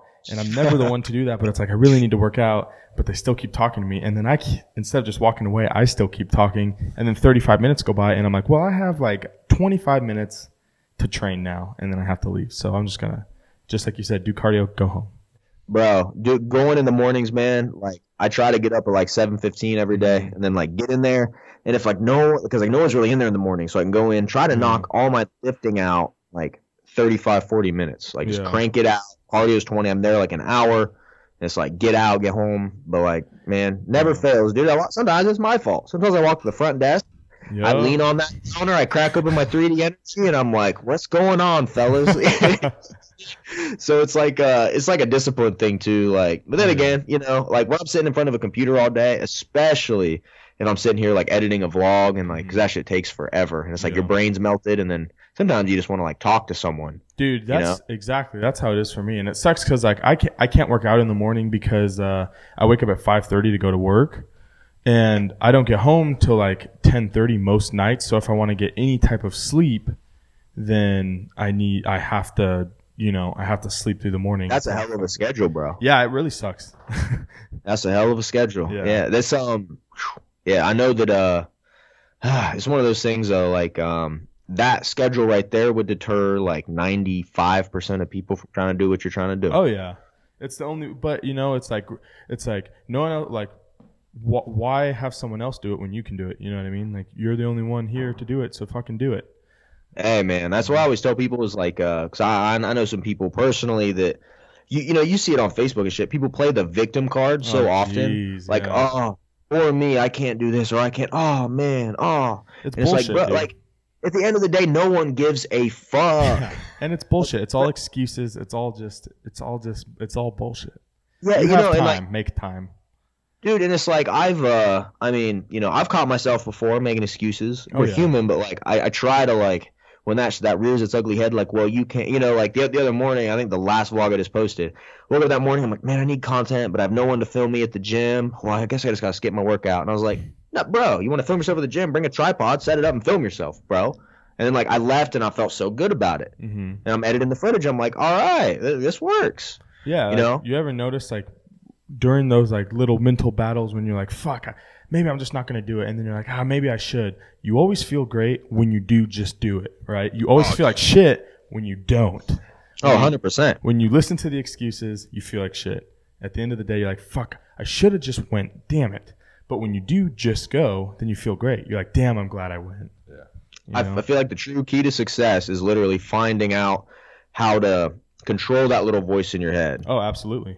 That voice doesn't always have your best interests at heart. So sometimes you gotta it's a constant battle with that thing. That voice is always there telling you, you shouldn't do this, you should do this, or the safe route. It really is kind of thing. It's like hereditary genetics. Like we spent so many years before we were all civilized, like running from predators and shit. So like scary shit, like we want to avoid because it's obviously, fucking scary. You want to be comfortable. But like anytime I've been super uncomfortable is when I get the most growth. Like, without question. When I just posted like a picture on Instagram, I was like, fuck it, like eat or be eaten. You know what I'm saying? Like be a fucking hunter. It's like don't be the prey, be the fucking predator. You know what I mean? Oh yeah, I would say be an alpha in a world of betas. Absolutely. That's a quote right there. Yeah, seriously, it really is. The world is too small to be weak and average. You know what I mean? Dude, it's like me and Hank talk about that all the time too. It's just like you gotta we started with like a whole squad of people, and we've watched so many people. Like we hear a lot of people that talk about what they're gonna do. I'm about to do this. I'm about to do that. Here's my thing. I'm cutting for a show. The amount of people that have told me they're cutting for a show that never end up doing the show is unreal. So it's just like I tried. If I say I'm gonna do something, I gotta do it, regardless of the outcome. If I say I'm gonna do it, I have to do it. Well, it's just like a code of honor, you know what I mean? Like it's just like your word is your bond. Like if you say you're gonna do it, you better fucking do it. It's disgraceful to yourself to not do that. To say you're gonna do something and not do that. Dude, I had a situation the other day. I almost got into a fight at my gym, an actual fight at my gym. Oh, shit, World Star. World Star. So this is actually going back into. I'm telling this story to make the point on what you just said about feeling bad, like if you didn't do something. So I was in the gym early in the morning, right? Like I said, no one's ever in there. So I don't even know this cat's name, but I've seen him walking around a few times, but I didn't really have an opinion on him. Never talked to him, whatever. So there's like a quad cable setup. So it's like one of them things with like 2 cables in the middle, 2 cables on the outside. Right? And then there's like probably a total of 1, 2, 3, 4, 6 other cable machines in this building. When no one's in there and I'm trying to get through an arm day, if I'm in the middle and no one's using anything, then I'll set up like a superset. I'll take one of the middle ones and put like tricep push downs, the other one maybe like bicep curl, cable curls, whatever. Knock a couple things out. And I'm fast. I'm in, I'm out. So dude comes up, I'm in the middle of my superset, comes up and posts up by one of the cables, and I walk up to it and I start using it for my set, and it kind of gives me like a dirty look. You know, you can like out of the corner of your eye, you kind of see that. Oh yeah. Like, you know what I mean? I'm getting the stink eye here. So he like takes his headphones off, see like he's gonna say something to me. So like I take an earbud out, and he's like, "Are you using both of these?" I'm like, "Yeah, man, I got one more set left, and she's all yours." But like at the whole time, there's like other cables open, and he goes, "You don't need to be using 2 of them." And I'm like, "Well, you got a problem with this right here?" We're about to fight right now. But dude, he was like, "Well, you don't got to be using 2 of them," and I was like. I kind of just like laughed about it and then like walked back over to start doing my set. He walks up and unclips my rope off of. So I couldn't even help it. Like in a second, we're like chest to chest, dude. And I'm like up in his face, like if you don't drop my fucking cable, I'm gonna black both of your eyes. And his eyes got all big. He's like, "Oh, I'm gonna go tell." I won't say his name, but the owner of the gym. I'm gonna go tell him. Da da da. I'm like, go fucking tell him. Like go work out somewhere else, dude. He's like, "Why you gotta be a douchebag?" And like he kind of like walks up on me again and like kind of puts a hand on my chest, and I'm like, "If you don't take your fucking hand off," I'm like gritting through my teeth this time. Like I couldn't even help. I was so mad. And then like he walks away and tells on me and shit. And then like the owner comes up. He's like, "Hey man," he's like, "Well, there was other cable machines open. You could have left somewhere else." And he's like, "Well, I'll just leave then. I'll just leave." He's like, "You don't gotta leave, dude. Just calm down. It's a gym." He's like, "Well, he's all trying to fight me and shit." I'm like, "Dude, you unclip my weight." So long story short, I was talking to Hank about this situation. And I was like, all right, yeah, maybe I could have let him unclip it. Maybe I could have let him start working out and went somewhere. But my pride refused to let me not say something because I know if I didn't, I would hate myself later because I didn't defend my honor. Yeah, exactly. because I knew in my heart I didn't do anything wrong. Yeah. Like, this dude was just having a bad day. Yeah, you weren't the one being an asshole. You weren't the. It's not like you could have he went out of his fucking way. Dude, Like, 100%. multiple machines open, multiple cables open, and he just wanted to press some buttons, dude. He's probably trying to catch that smoke. You know what I'm saying? The disrespect, though. I couldn't believe Unclipping that. your shit. If a Dude. motherfucker unclips my weight, ooh, I'm pissed. I'm throwing hands with him right then and there. Well, dude, they were all watching it on the cameras in the gym, and then when I came in the next day, they were all laughing like, "What happened?" Because they all kind of caught the end of it.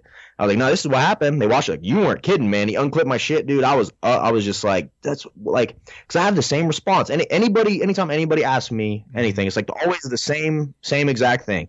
Like, yeah, dude, I got like 2 sets left. We'll be done. She's all yours. Like, whatever I got left, and I'm fast, and I'm even faster if someone's pressing me for it. Yeah. But like, dude, you walked up and unclipped my shit, you know, and it's just like, that's just rude as fuck, dude.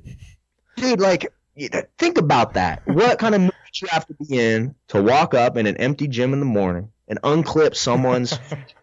Like you're mad at them because they're doing a superset. You know what I mean? Like think about that, and like especially when they have 1 set left, right? Oh my god! Especially if there's other cable machines. It's not even like you're hogging the only one. Oh, dude. Well, they even looked on the video, and I think there was like 5 slots open. It was like, what are you doing, bro? Some people, man. Some people's children, dude. Yeah. Still don't know him. Haven't seen him since. I have no idea. You probably went to Planet Fitness, dude. That's a Planet Fitness move right there. And they actually just opened one. It's actually been kind of funny. They just opened a Planet Fitness right down from our gym. You know, it's one of those things. If you're like a real lifter, you don't really go to a Planet Fitness. Mm-hmm. You know what I mean? But there's people arguing on like the sponsored Planet Fitness ads on our local Facebook, and no, this thing's better. Well, they have this. Like, I'm like, what are y'all doing? You need to do one of those. You need to getting kicked out. Yeah, getting kicked out of Planet Fitness. Lunk alarm off. I'm gonna walk in, dude. I'll do a eating challenge with their free pizza. Ooh, that'd be cool. Yeah. Sign me up for that shit. Is there a slice limit? No, you can take as many as you want. They promote it. Oh, dude. That's been my pain lately has been trying to think about different ways to do content. Cause like I love vlogs. I would love to like make some different style content. So I'm fooling around with the idea. I got a whole gaming setup now that I can stream and record games on. So I was like, why don't I make a game video, right, where I'm playing through something? Cause this is my format I was thinking of. I would play through a game for the first time and like because like I have like my sense of humor is so stupid goofy that I know it probably like it ain't for everybody, but if I can do my weird commentary shit with no worry about still being the Remington James, you know what I mean, and I can just like go in, commentate on random shit I see. That's when I'm at my best. I feel like is when I'm just commenting on goofy shit. If I go through a game and just be crazy off the wall and just like leave in all the highlights and shit and just make it like a 10-minute like highlight reel of me just dying and freaking out or on a character model or like, you know, like, boys, I just bought the new car, like, you know what I mean, shit like that, like, you should, man. Yeah, why not, dude? No limits. Hey, bro, that's the whole thing too with time, right? It's like, man, all I really got to do is dedicate one night a week to it and at least get it off the ground, see what people think. Yeah, what's the worst that happens? Nobody likes it. Who cares? Yeah, fuck it. You would have fun doing it, so that's all that matters, right? And that would be my, like, I look at some of these other YouTubers and I'm like, they got it, so I don't want to say easy, but they're lucky because they don't ever have to leave their house to make their videos. Yeah. I'm like, I gotta drive across town, I gotta go lift weights, I gotta, you know, not that I'm complaining. Eat like interesting looking food, you know what I mean? Like, but bro, it's like these, especially these like drama channels that just make videos about other channels. Oh god. I could never do that because like I said, I can't leave a 1-star review. But like those people, man, it's clout. It's wild. These people can have no following and they make videos critiquing other people, instant clout. It's like, damn. Clout chasing, bro. That's what a lot of that is. Tried to get Aang to start calling people out. He should, man. That'd be fucking hilarious. Yeah. I would have an issue with doing that. Like I would, like, yeah, that'd be an easy way to get some clout, but like I wouldn't feel good about myself doing that. You know who's fun to watch? He doesn't do clout chasing because he's already got all the clout. But you know who's fun to watch call people out? 50 Cent. Do you follow him on Instagram? Yeah. Bro, 50 will call up homies who owe him money, like on Instagram, and he'll like FaceTime him and be like, so where's my motherfucking money? And they'll be like, bro, what are you talking? He's like, I lend you 75 grand. Where's my 75 grand at? Like and he'll post it on Instagram, and it's funny as fuck. He did that to like fucking Lloyd Banks, dude. Oh, really? Yeah. Gotta look that Dude, up. it's wild to chart his career. We were actually just listening to his old music, but it's like that dude came into the game so hot. Oh, I know. He's still relevant nowadays just through clout chasing. Yeah, a friend of mine just went and saw a Post Malone and 50 Cent concert in like La Grande, Oregon. I'm like, what the fuck 50 Cent doing in... Yeah, bro. Why did I not see the tickets for that? I know. It was like a hell of a show. Yeah. Grand though. La Grande, yeah. I'm like, who the fuck goes to... it was the whiskey... Oh. The whiskey concert or the whiskey something. I couldn't picture 50 Cent in LeGrand. I couldn't picture... Yeah, what the fuck? I was like, 50 Cent's in Oregon?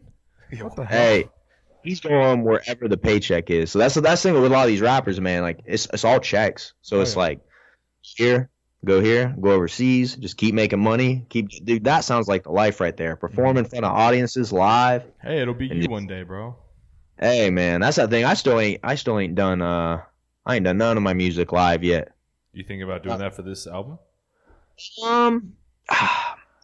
If it was right, I mean, like, so there's like a guy in town. Shout out Trevor Martin. He's he's an artist too. We've been meaning to link up. We just haven't yet. We always run into each other at the bars at like 3 a.m.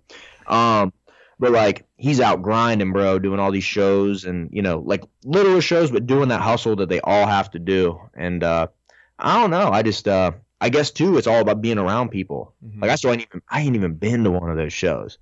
So like. I would love to even just be around people that like do it and maybe go just like hang out at one and be like, what's this even like? Yeah, like feel the energy, feel the vibe. You know what I mean? Yeah. So just I think it's another reason moving to Texas, like just be around more people doing shit like that. Yeah. Like and especially like a little closer because like Columbus ain't too far of a drive, but you don't want to drive that shit drunk. Yeah. That's for sure. You got cops just sniping you out. Not a good move right there. I don't drive drunk anyways, but I ride in cars with people that do. I do the same shit. My girlfriend's always like, don't drive drunk. I'm like, babe, I never drive drunk. She's like, no, but you ride in cars of drunk people who are driving. And I'm like, okay, well, that's not me driving drunk. That's me riding in a drunk car. That's you making a stupid decision. Yeah, dude, it's something though, man. It's something about alcohol. You get a few in you, dude. It only takes me about 2 or 3, and I just start saying fuck it. Like, fuck it. Dude, like, we went one night, bro. We were out in Columbus, me and my buddy Chance. Shout out Chance. I think it was the first night, because I took like a year and something off from drinking. It was the first night we went out. I had drank in like a year. So we start drinking. Things are getting wild. We're in Columbus. We come back. We literally drive back to my house and pick up my I-8. Just to take it out. And he's drunk as shit driving my I-8. Oh, God. We're just out. I'm just like, you know what I mean? But I didn't give a fuck. I was feeling lit. Boy, I was like, that's that goofy shit. And now, like, I look, my front bumper's got a little mark on it. I'm like, that probably happened that night. It's like, what is that scene from Wolf of Wall Street where he's like, he thinks he's driving like perfectly. From the Quaaludes. Yeah, he's like driving perfectly, and then he gets back the next day or whatever, and his car's just fucking destroyed. And then it shows what really happened. That movie's so good, dude. Leo is a legend. He is, man. Legend. I don't think he's made a bad movie. I can't name a bad. Yeah, I've never seen a movie with Leo that was bad. He's in that new? I haven't seen it yet. What's that new movie that's got like Bruce Lee? People were kind of upset about. Once Upon a Time in Hollywood or something. Yeah, and you guys, isn't he in that? Yeah, he's like the star. Him and Brad Pitt. I haven't seen that either, but I heard it's good. I heard it's polarizing. I heard you either love it or you hate it. But it's Quentin Tarantino, so I'd probably love it. Yeah, I'm a Quentin Tarantino. I feel like that's how all of his movies are. Like you either love them or you hate them. Mm-hmm. Seriously. I was just watching Reservoir Dogs the other day, actually. Dude, I love that movie. So I haven't seen that in years. So good. It was on. I think it was on Amazon or Netflix. One of those. So good. Where he's fucking singing and dancing, or he's singing and dancing, and he like cuts him with the knife. That scene is crazy. I know. They're playing that one song. Let's talk all-time favorite movies. What's your all-time favorite movie? Starting with you, James. Can't answer that question, bro. Hard question. That's a. We'd have to do genre specific. Ooh, genre specific. Horror. Ooh. Horror. Jay, what is it? I'm actually a huge Hellraiser fan. Hellraiser. Hellraiser. I saw that. Yeah. I've never saw that. I don't Yeah, think I've ever Pinhead, seen man. Hellraiser That either. motherfucker is gangster. I know the pics. Yeah. I've seen the memes. Yep. He's dope, dude. There's one it's like Hellraiser Hell on Earth. It's where like him and all his like minions show up on Earth, and there's a scene where he's in the church and he like sticks his hands out on the podium in front of everyone, and his hands start bleeding and stuff like that. It's like it's wicked, dude. Huh. It's pretty dope. I don't think I've ever actually seen a Hellraiser. Yeah, Hellraiser's pretty sick. It's pretty fucking twisted. You got me wanting to watch Hellraiser now. Yeah, it's dope, dude. You'd like it, I think. I think the OG Freddy Krueger probably. OG Nightmare on Elm Street. Yeah. That shit used to scare the fuck out of me. Bro, that shit was terrifying. What about Dude, when you were a kid, everything was more terrifying. Oh, It's no wild doubt. seeing. I just went and saw that. What's that new one that just came out? Scary Stories. Was that in the good? dark. Oh, bro, I loved it. It's like it's a PG-13 horror, so it ain't too like over the top really with anything, but legitimately like scary. But like I remember watching it and I'm like, man, when I was a kid, this would have been the perfect horror movie. I'd have been so terrified by this movie. It was like it's based on. It was like a book. I remember reading the book when I was in elementary school. I think it was a collection of books. I think it was like different scale. Like it was kind of like Goosebumps. I think with like different stories. I think I could just be talking out my ass. But. No, I think it was. It's like different like skits or different stories, scary stories to tell in the dark. So different authors doing different short stories. Gotta check that What? one out. What's your favorite all-time horror movie? All right, man. If I had to pick, I'd probably have to say Insidious. Ooh, that's a I good don't know choice. what it was about that movie, but when I saw that movie, it had like the perfect blend of like I don't know, just like it really made me think about like if you want to like to scare me, like make me think. And that movie with like the different realms and like level and just like the hauntings and the shit. Like I don't know, that movie just I need to rewatch that actually. I've only bought like 5 movies on DVD, and that's one of them. I'm a big ghost and paranormal fan, so. Dude. I'm a big pussy when it comes to all that shit. Well, dude, I was raised on my dad like watching ghost shows and watching ghost hunting and watching like dude, my dad was such a big like Bigfoot guy. Dude, my dad swears when he was a kid, him and his whole family swear that they saw Bigfoot when they were a kid. Yeah. When they were kids. Dude, it could So- be true, man. You know. Hey, when you hear him explain it, you believe it when you hear it. Now, I don't know. If a Bigfoot exists, we probably would have found bones by now. We'd have found something. So I don't know, you know what I mean? Unless, but, I mean, you hear him tell it. He swears. Where was he at when he saw him? So the way the story goes is they lived in West Virginia, right? So my dad grew up in West Virginia and lived on a farm. I've actually been down to this farm. It is in the middle of nowhere, but across the street, up on a hill, was like a fence that they had, right? And you could see like on top of the hill there was a fence, and they were kind of down. So they said they were in the house one night. It was him. He was young. His brother, his sister, and his mom, and dad. The whole family was in the house, and they said out of nowhere the dogs started going like real crazy. Like couldn't figure out why the dogs were going crazy. And then they all started smelling something like really bad. Like it smelled like I don't know, just decomposing something. It just smelled absolutely terrible. And then they looked up, and out on the hill they could see like a big figure walking.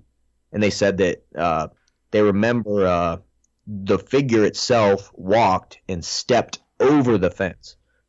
So whatever it was, like stepped over the fence. So my dad and my dad's dad and my dad and his brothers, they grabbed their guns and they went up on top of the hill. And they said that his mom was looking out the kitchen window and could look up, and like they looked like little specks compared to whatever this thing was.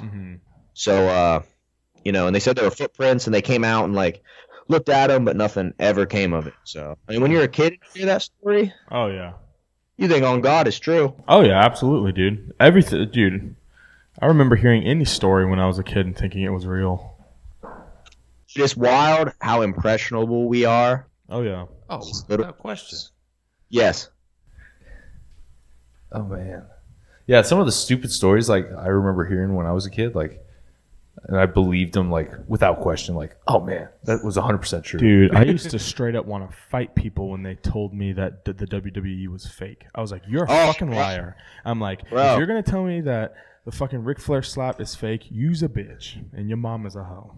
Because that's the realest shit out there. And then, remember figuring out that was fake? And you were like, what? Dude, I was really bummed, actually. I was like, wow, my whole life has been a lie. Back then, though, I feel like the whole world didn't know it was fake. Yeah. Well, it was at such a time where like it looked good. Like like the Attitude Era of WWF, like that shit looked real. Like that shit was violent. Hitting people with chairs and fucking 2x4s and shit. When Mankind got thrown off that cage. Have you tried watching it recently? Yeah, recently I tried. Chrissy is into like one of those, what is it, Total Divas or whatever. Yeah. So she was like, yeah, we should watch some wrestling. And I was like watching it. I was like, this shit is whack. So whack. It just doesn't have the same effect. When you're a kid, it's like all the flair and all the shit talking and stuff. And when you thought it was real, you're like you wanted your characters to win, but then you realize it's all staged and scripted and they're writing it out. And I was actually on my Google page. It gives me like Google News or whatever that like filters down and their stories. One of them was like, WWE fighter punches some guy at the airport or whatever. So I'm like, that looks like drama. I click it, and then come to find out, I watch it. I'm like, that looked kind of fake. And then like I back out of it, and like the video was posted by WWE.com. I'm like, yeah, You sons of bitches. But they got me. They got you. You know what I mean? They got your click. It's that clickbait shit, dude. I watched it. Still don't know the dude's name, but he knocked the phone out of someone's hand walking out of the airport. I don't know if it's like that we're older or if like just we were so lucky because we had like The Rock and like Stone Cold, like some of the best wrestlers of all time. Like, I don't know. Well, it's probably a combination. Yeah. What? Dude, Papa Pump. Big Papa Pump. Big Papa Pump. Dude, I watched when it was Sting, I think was his name. Oh, Sting was the shit. He used to drop out of the ceiling with the bat. Dude, and the Undertaker. I remember playing those old games, man. There was this one old game, I forget what it was. WWE, but they had like the powers. Oh yeah. I remember just playing like Undertaker and Bret the Hitman Hart, and they had like Bret would shoot hearts out, and like Undertaker would like bury people in coffins and shit, and throw ghosts at people. I was like, damn. Sounds fun. What the hell game was that? I don't remember. Yeah, dude. It was one of my old babysitters, man. We'd go over there, we'd get babysat. And I would just like the dad had like because it was the daughter that babysat us, but the dad had like a PlayStation before I had a PlayStation. Had all these games, and we just go over there and be stuck there all summer. So like I would just like go through this catalog of games. Found Metal Gear Solid that way, one of the best games ever made. Metal Gear Dude. Solid. Metal Gear is So good. yeah. Oh, So dude, good. I played all of them. I just bought the latest one. I because I got an Xbox like recently. Which one? Phantom Pain or Survive? Yeah, Phantom Pain. Mm-hmm. Phantom Pain. And the one the one that comes bundled with it too. Survive came I think like Survive came bundled with it. It was like a DLC, but it also like turned into some kind of like split off of its own. The zombie one or the one where you defend. So, well, what actually happened? Hideo Kojima. This is how much of a nerd I am. Hideo Kojima is the creator of Metal Gear Solid, so he made Metal Gear Solid 1, 2, 3, and 4. And then when this new one came out, the rumor is it's like published by Konami, so he worked for Konami to put this game out. And the rumor was he got like to a certain point with the game, and he wanted to keep like advancing it and doing all sorts of crazy shit, but they kind of wanted to rush it out, like it's been in development forever, get it out. And they actually had because if you play the game and beat it, the ending's very weird, very quick, very fast, like, and there should have been a lot more. But like, so Kojima and Konami had a big falling out. Court documents, Kojima couldn't talk about it, still hasn't. So they separated, and then Metal Gear Survive was the game that Konami came out with that Kojima did not work on. That's why everybody says it's kind of just like a cash grab. Because it ain't really a Metal Gear game. It's like the Metal Gear license slapped on a zombie survival. Yeah, that's kind of what I was gathering from all the videos I've watched. Yeah, I mean, it didn't get good reviews, and you know, Kojima's he's the reason that all those characters exist. So he actually comes out, but though there's hope. His new game Death Stranding comes out. I want to say later this year, and it's supposed to be like his new franchise, and it's got who's the Daryl from The Walking Dead. Oh yeah. Oh yeah. He's the main character in it. Hell yeah. It's gonna be It's gonna be wild. That's a little bit of my nerd. That's the shit I read about, fellas. Oh, dude, I always watch like one of my favorite channels on YouTube because I'm nerdy about video games. Is I watch this channel called Gamer Ranks, and it's like Same. He does like the top 10 things you need to know or things you need to before you buys. I'm like, dude, this motherfucker. I always watch the before you buys, especially because I have like Xbox Game Pass. So it's like before I spend 3 hours downloading this game, I want to know if it's even good. Oh, the Game Pass is one of the best deals in gaming. Oh, like, absolutely. I wish people knew more about the Game Pass. Oh, yeah. Because like by the time you download one of those games, like you've already paid for months of that. Yeah, exactly. So worth it. Although I'm on an MMO kick right now. It's like $10 a month, dude. You're on a what kick? MMO kick. Oh. Massively multiplayer online, man. The game that stole years of my life, Star Wars: The Old Republic. Ooh. That's yeah. Well, like I mean, now though at least I'm on like a team, so we play like 2 hours, 2 nights a week. So I try not to. At least right now, the new update comes out in like a month and a half. So right now, I'm really trying to just play my 2 nights a week because there's no point in grinding when all the new shit's gonna be out. So 2 nights a week and chill. Because back in the old days, man. Back when I wasn't making YouTube videos, man, for that little break I took, we got back into it. Easy to get obsessed with that. Well, dude, there's something to be said about you get on and because like the big, I guess, pull of the game to me, it's a very technical game, requires a lot of skill, but it's like you do shit in 8-man teams. So like where everybody has a role, and you'll go into these things called raids. So you go into these battles where like you'll go into a world and it can take you. I mean, if you speed run one, 2 hours to beat it, but 3 to 4 hours, and that's if you know every fight. So like you go in, there's like 5 bosses spread out this big map. So you're going between bosses, killing all sorts of shit with different tactics, and then like you get to a boss. Destiny, dude, the second one. So Destiny is like a light raid. So they basically took raids from MMOs and made like first-person shooter versions of them. Oh. But that's what MMOs are known for. Is like these crazy. So like you go in like 2 healers, 2 tanks, 4 damage dealers. And then like for instance, this one I'm doing now, we're on this one raid, and we do the hardest difficulty in the game, so nightmare mode, which makes it really crazy. So like one error and your whole team's done, and you gotta reset. But like you go in, like the first boss is like Zorn and Toth is 2 twins. You got split up into teams of 4, and like keep the bosses apart from each other, because if they get too close, they get stronger. So keep them apart, but not too far apart, because if you do that, then you got to keep like your healers in range of everybody, and then at certain points, the one guy will jump over and hit the other one. And then everybody on your team gets cursed, and they'll all die in 20 seconds unless everybody does like a certain thing.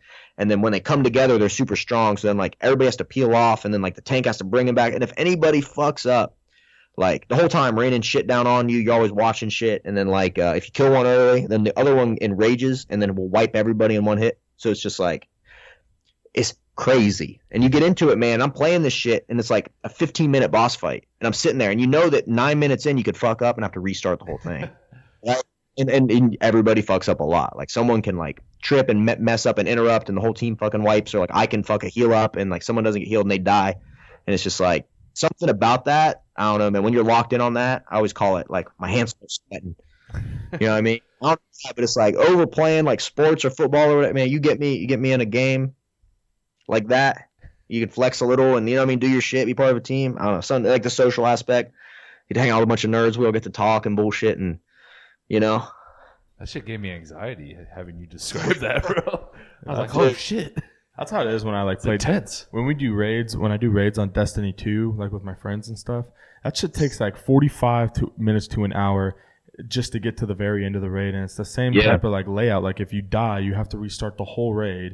And there's like 5 different bosses, all different power levels that are immune to like different things. So if you have like a power weapon that uses like ice, and you go against a boss who's immune to ice, your weapon doesn't do shit to them. Which means you better hope that someone else on your team has a different fucking power weapon that isn't like using the primary ice. Well, it's like a level of strategy. Yeah, exactly. And that's like and like with MMOs, you go in like 'cause Destiny's the same way, but you got all your gear and shit. So like you grind and you do all this shit. Every boss you fight drops gear, so then the whole team rolls on it. So it's like, you know, you roll 1 out of 100, and it'll be like, all right, I rolled a 72. Okay, I get the chest because everybody else rolled underneath the 72. And then like, okay, like this one might drop a really cool vehicle, and it's like then you go and you're like min-maxing your stats. Like I need this much critical rating. If I go over it, I'll see diminishing returns. I need to get that up to about 74.9%. Then we got to focus on alacrity. It's going to speed up our casts. Like just goofy nerdy shit. You know what I mean? Like none of my friends play games like that. They're like they might play Madden or FIFA. You know what I mean? But like no one plays games like that. So it's like I get on and talk to these people and meet them and shit. And it's like the one dude, this is my leader. He actually has a Star Wars dedicated channel that he's been running for 3 years, all about the game. Oh wow. Yeah, and he puts so much time into it. And he's passionate, and I'm like, hey man, that's what's up. It's just finding what you're into, man, and taking advantage of it. Hey man, if you can find a way to monetize your passion, shit. This dude plays a shit ton though. Like I have time for one team a week. He's on like 5. Holy. Dude, and he's in school. I'm like, how do you do it, Lore? How do you do? And he's in Britain, so like we play, dude. He's like, we're raiding at 7 p.m. and it's like 3 a.m. there. He's been playing all day. Dude, all day. Never stops. All day. Hey. Yeah, dude. It's fun, man. It something about locking in and just like unplugging from the world for a second. Digital world. I've always loved video games. I think when I was a kid, man, I played so many just because it was an escape from whatever. Yeah, it's just like almost like reading a book. Yeah, you're just going to a different place. Oh yeah. You know, transporting you to a different mind or headspace. Mm-hmm. That's why I play video games. That's why I play video It's games. a nice way to decompress. I've been playing like some Forza lately, like Forza Horizon 4. Cause The Horizon ones are dope. Yeah, dude, it's super fun. And I just like got a McLaren, so I tricked that out and just fucking mob through the city. It's pretty cool. Dude, the best part is like if you're really a car person, is you can get damn near anything on there. Yeah, you can like tune it specifically to drive the exact way that you want it to drive, take turns the exact way you need it to do. But I'm not really I like cars, but I'm not a car guy, so I have no idea how to tune it. I just put the best. I just do whatever makes my car have like the most horsepower. Yeah. And makes it perform the best, but I don't know how to specifically tune it. Yeah, I don't know shit about cars either. I like cars. I bet, like, dude, I wouldn't even know where to begin on changing my oil. I'm like, I'll just take it here. You guys handle this, the professionals. That was in my last video. So I need new brakes for my range, and I was like, because I literally haven't had it that long. So I was like, all right, I need to get new brakes. I'm like, can I take this to any brake shop? Or like, does it have to go to like a range? Because you know how they say some people won't work on like British cars or whatever. Mm-hmm. And then this one guy comments, got a shit ton of upvotes. He's like, he was like, look up a YouTube video and do it yourself. I'm like, oh yeah. Okay. Fuck no, bro. How about no? I don't even own a pair of pliers, bud. I don't think we're gonna be getting that wheel takes off and swapping them. And that might be a good YouTube video though. You attempting to change your brakes. I totaled my range. Yeah, there you go. That's the thumbnail right there. Yeah, Remington James, fatal car accident. His brakes still bad. I can see it now. Then on the newscast, they'll play clips from your YouTube video where you're fucking up the brakes. Hey, that might be worth that trade-off. Yeah, the clout. The clout. I remember back when that was what like he made it on the news. That was like a, you know what I mean? That was like the clout thing. Yeah. Now you just have a video go viral. But back then, if you were on the news, like on the radio. Nowadays, nobody gives a fuck if you're on the news. I was on the news like 3 weeks ago. And no one gives a fuck. Nobody gave a shit. Like I didn't even know I was on it because I didn't even. Who watches the news? Yeah, for that CrossFit thing. Oh yeah, that's right. Huh? Nobody watches that shit. Well, same with like radios. Like no one listens to the radio. Everyone listens to like podcasts or listens to their like whatever their phone is, like their music. No one actually listens to like the radio. I listen to the radio for like 30 seconds while I wait for my phone to sync. Same here, yeah. So I'll get 30 seconds. You got 30 seconds to hook me.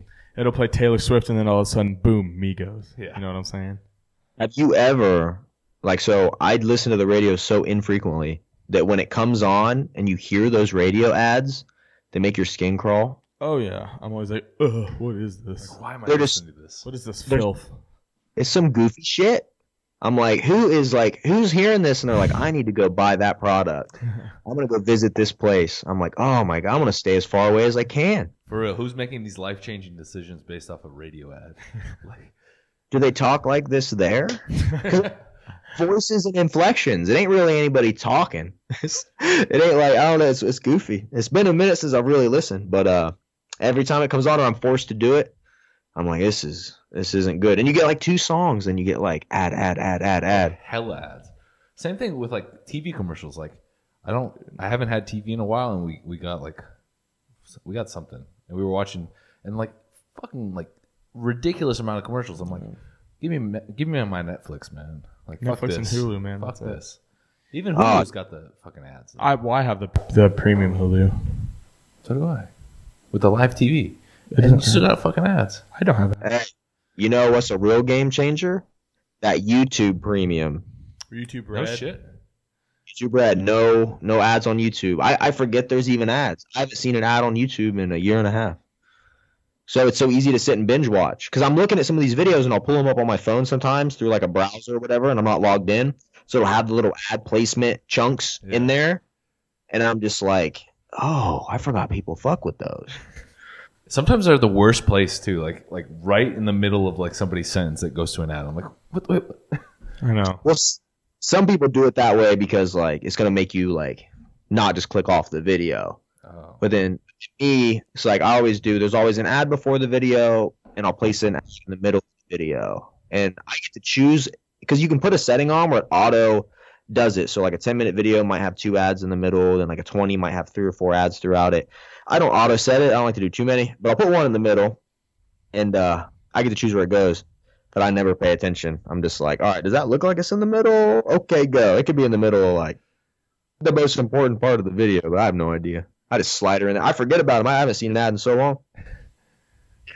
You're on that high end shit, man. Well, you know, I only signed up because I thought back in the day if I signed up that it might make YouTube like me more. You'll get priority in the algorithm.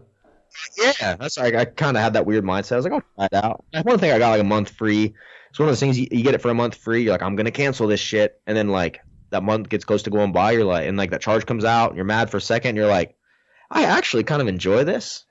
That's how they get you, bud. That 1 month free trial. Or you're like, I'll cancel it next month, and then you just don't. You forget. Yeah, Apple Music had a 3-month free thing, and I still haven't had my first charge yet. But I'm a student, so I actually get a discount. So I only pay like $4 a month for it. Oh. Yeah.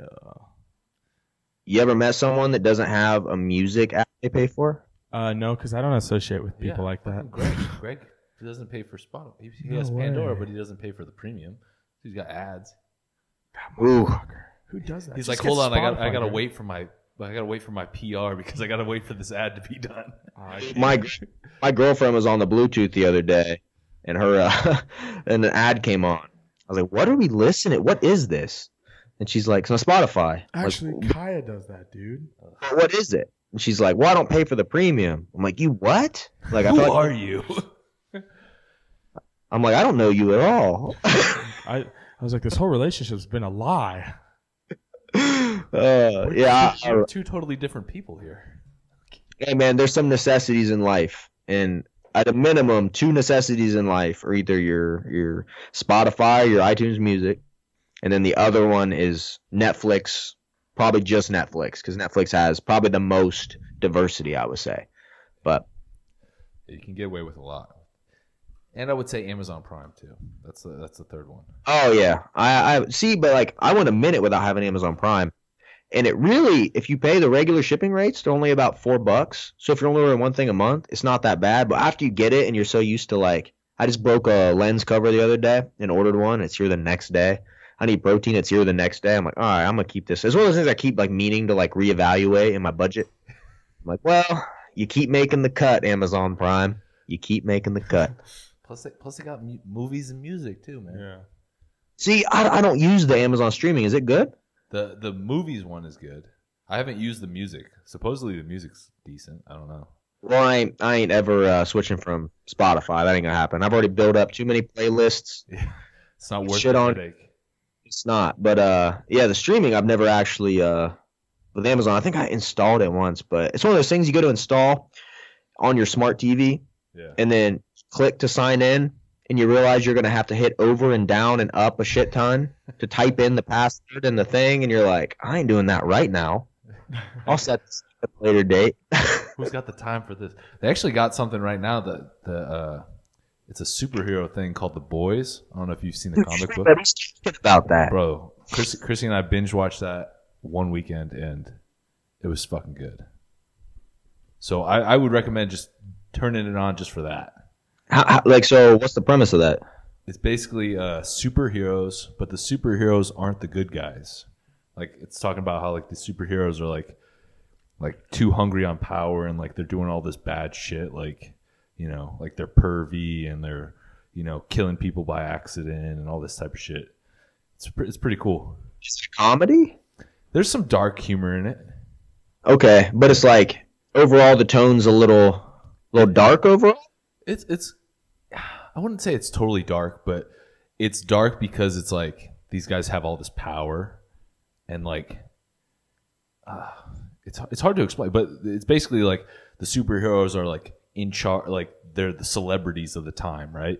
Okay. And like everyone's like worshiping them, but they have like this dark side that they cover up and they hide. Like like in the first episode, the main guy's girlfriend gets killed by a superhero, just running through the street. Like he accidentally kills this dude's girl, and like they like not regretting it or not remorseful and like just totally a dick about it. And so it's kind of like along that premise, and the guy's getting revenge on these superheroes.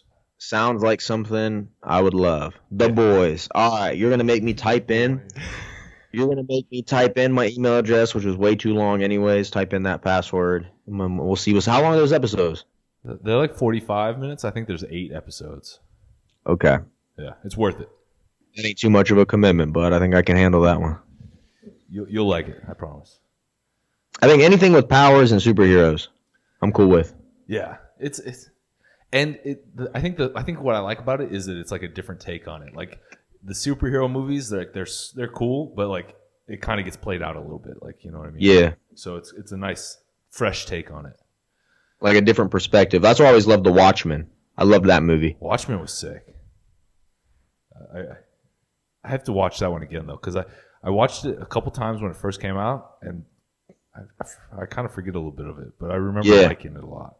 She's a long one, bud, but it's it's a good one. It's a good one. It's like a 3-hour movie, but that's once again that one. I bought Insidious. I bought The Warrior, that MMA movie with Tom Hardy and I love that movie. I own that movie too. I bought I Am Legend, and I bought The Watchmen, and then I bought some other Hayao Miyazaki Spirited Away anime shit and some Dragon Ball Z things. But other than that, those are like some of the only movies I've ever bought. Watchmen, bud. Those are some quality ones though. I would say that's a good 5 movies right there. Well, remember the days ago and people would have those big racks of their DVD collection and their Blu-ray collection, and now it's like all of that shit you can stream. Like the other day, Grant let me borrow Lord of the Rings, The Two Towers. I start watching it on the couch, and then halfway through it, it goes, "You got to insert disc 2." Needless to say, I didn't watch the second half. Like, I ain't swapping discs. Like, what the fuck? What is this, the 1800s? I swapping a disc? I'm just gonna log into fucking Netflix and watch that shit. I've thought about like what am I? Because I had a huge fucking movie collection, like, and it's like in my living room, and I'm like, do I keep these or like how's this work? Like do I need these still? Because pretty much everything on here I can stream right now. Yeah, I have a lot of movies too, and they just like sit, and I'm like, I don't know what the fuck. I don't watch DVDs. Sometimes we get a red box. If it's not a red box that's already on Netflix that I can just watch for free. Dude, I'm a Vudu guy. I get on Vudu. It's on my Samsung, and it's like $4 to rent a movie in HD. So like normally once a week I'll rent a movie, and it's like, dude, you ever get the red box and then like returning it becomes like a life-changing event? It's like, you gotta like beat the clock to get it before the big plans, or you're gonna get that. Yeah, dude. So I'll pay the extra $1, do the Vudu, and then Redbox. You get it. Redbox is getting expensive too. I'm like, it's like $1.75. I'm starting to like be like, hey, you know what? This isn't worth it anymore. I'm like, for this amount of money, I could go buy a Bang and drink it. I could go buy this DVD right now. Yes, it's probably on sale for $1.75. The fuck. They got Reese's 2 for $3, and you're trying to get me for $1.75 Redbox? Yeah, seriously. Life decisions right there. They got fucking white chocolate Reese's Pieces or Reese's peanut butter cups for like 79 cents. Dude, those are good. Oh, you're making me so hungry right now. See, this is that time of the day where all my food's gone, and I'm sitting here, and we're talking about candy. Dude. And I'm like, damn, I'm cutting. That's a bad move. I mean, damn, a salad sounds good. Some chicken and rice. Some air tastes really good right now. Just breathing. What a delight. Some spinach. Just give me some spinach. Spinach and egg whites. That's pretty good. Throw a little bit of throw some salsa on there. Dude, I had you can buy these frozen packs of cauliflower rice. You're talking cutting, and you're talking you want some volume. 15 grams of carbs and like 2 cups of this shit. 4 minutes in the microwave. Boom. Hey, those are nice stickers you got on that laptop. Computer's dying. Had to plug it in. The cauliflower rice was a game changer when I was cutting. Like, so good. I'd use it with fish though. I enjoy cauliflower rice, which was terrible, but yeah. Well, I would say that the key to cutting is eating. Like I've cut before, and it's like I try to have like, because Ank used to own the Sub-Zilla in town or whatever. Now it's Beyond Max, but we would go there and film so much that I'd be there with no meals, and then I'd eat 2 protein bars and a protein cookie, and I'm filling my macros with all this bullshit, and then I'm wondering why I'm like going to bed starving. It's like, but when you actually take the time, you eat some like cauliflower rice, super big. You feel like you just ate a big meal, or like some actual real food.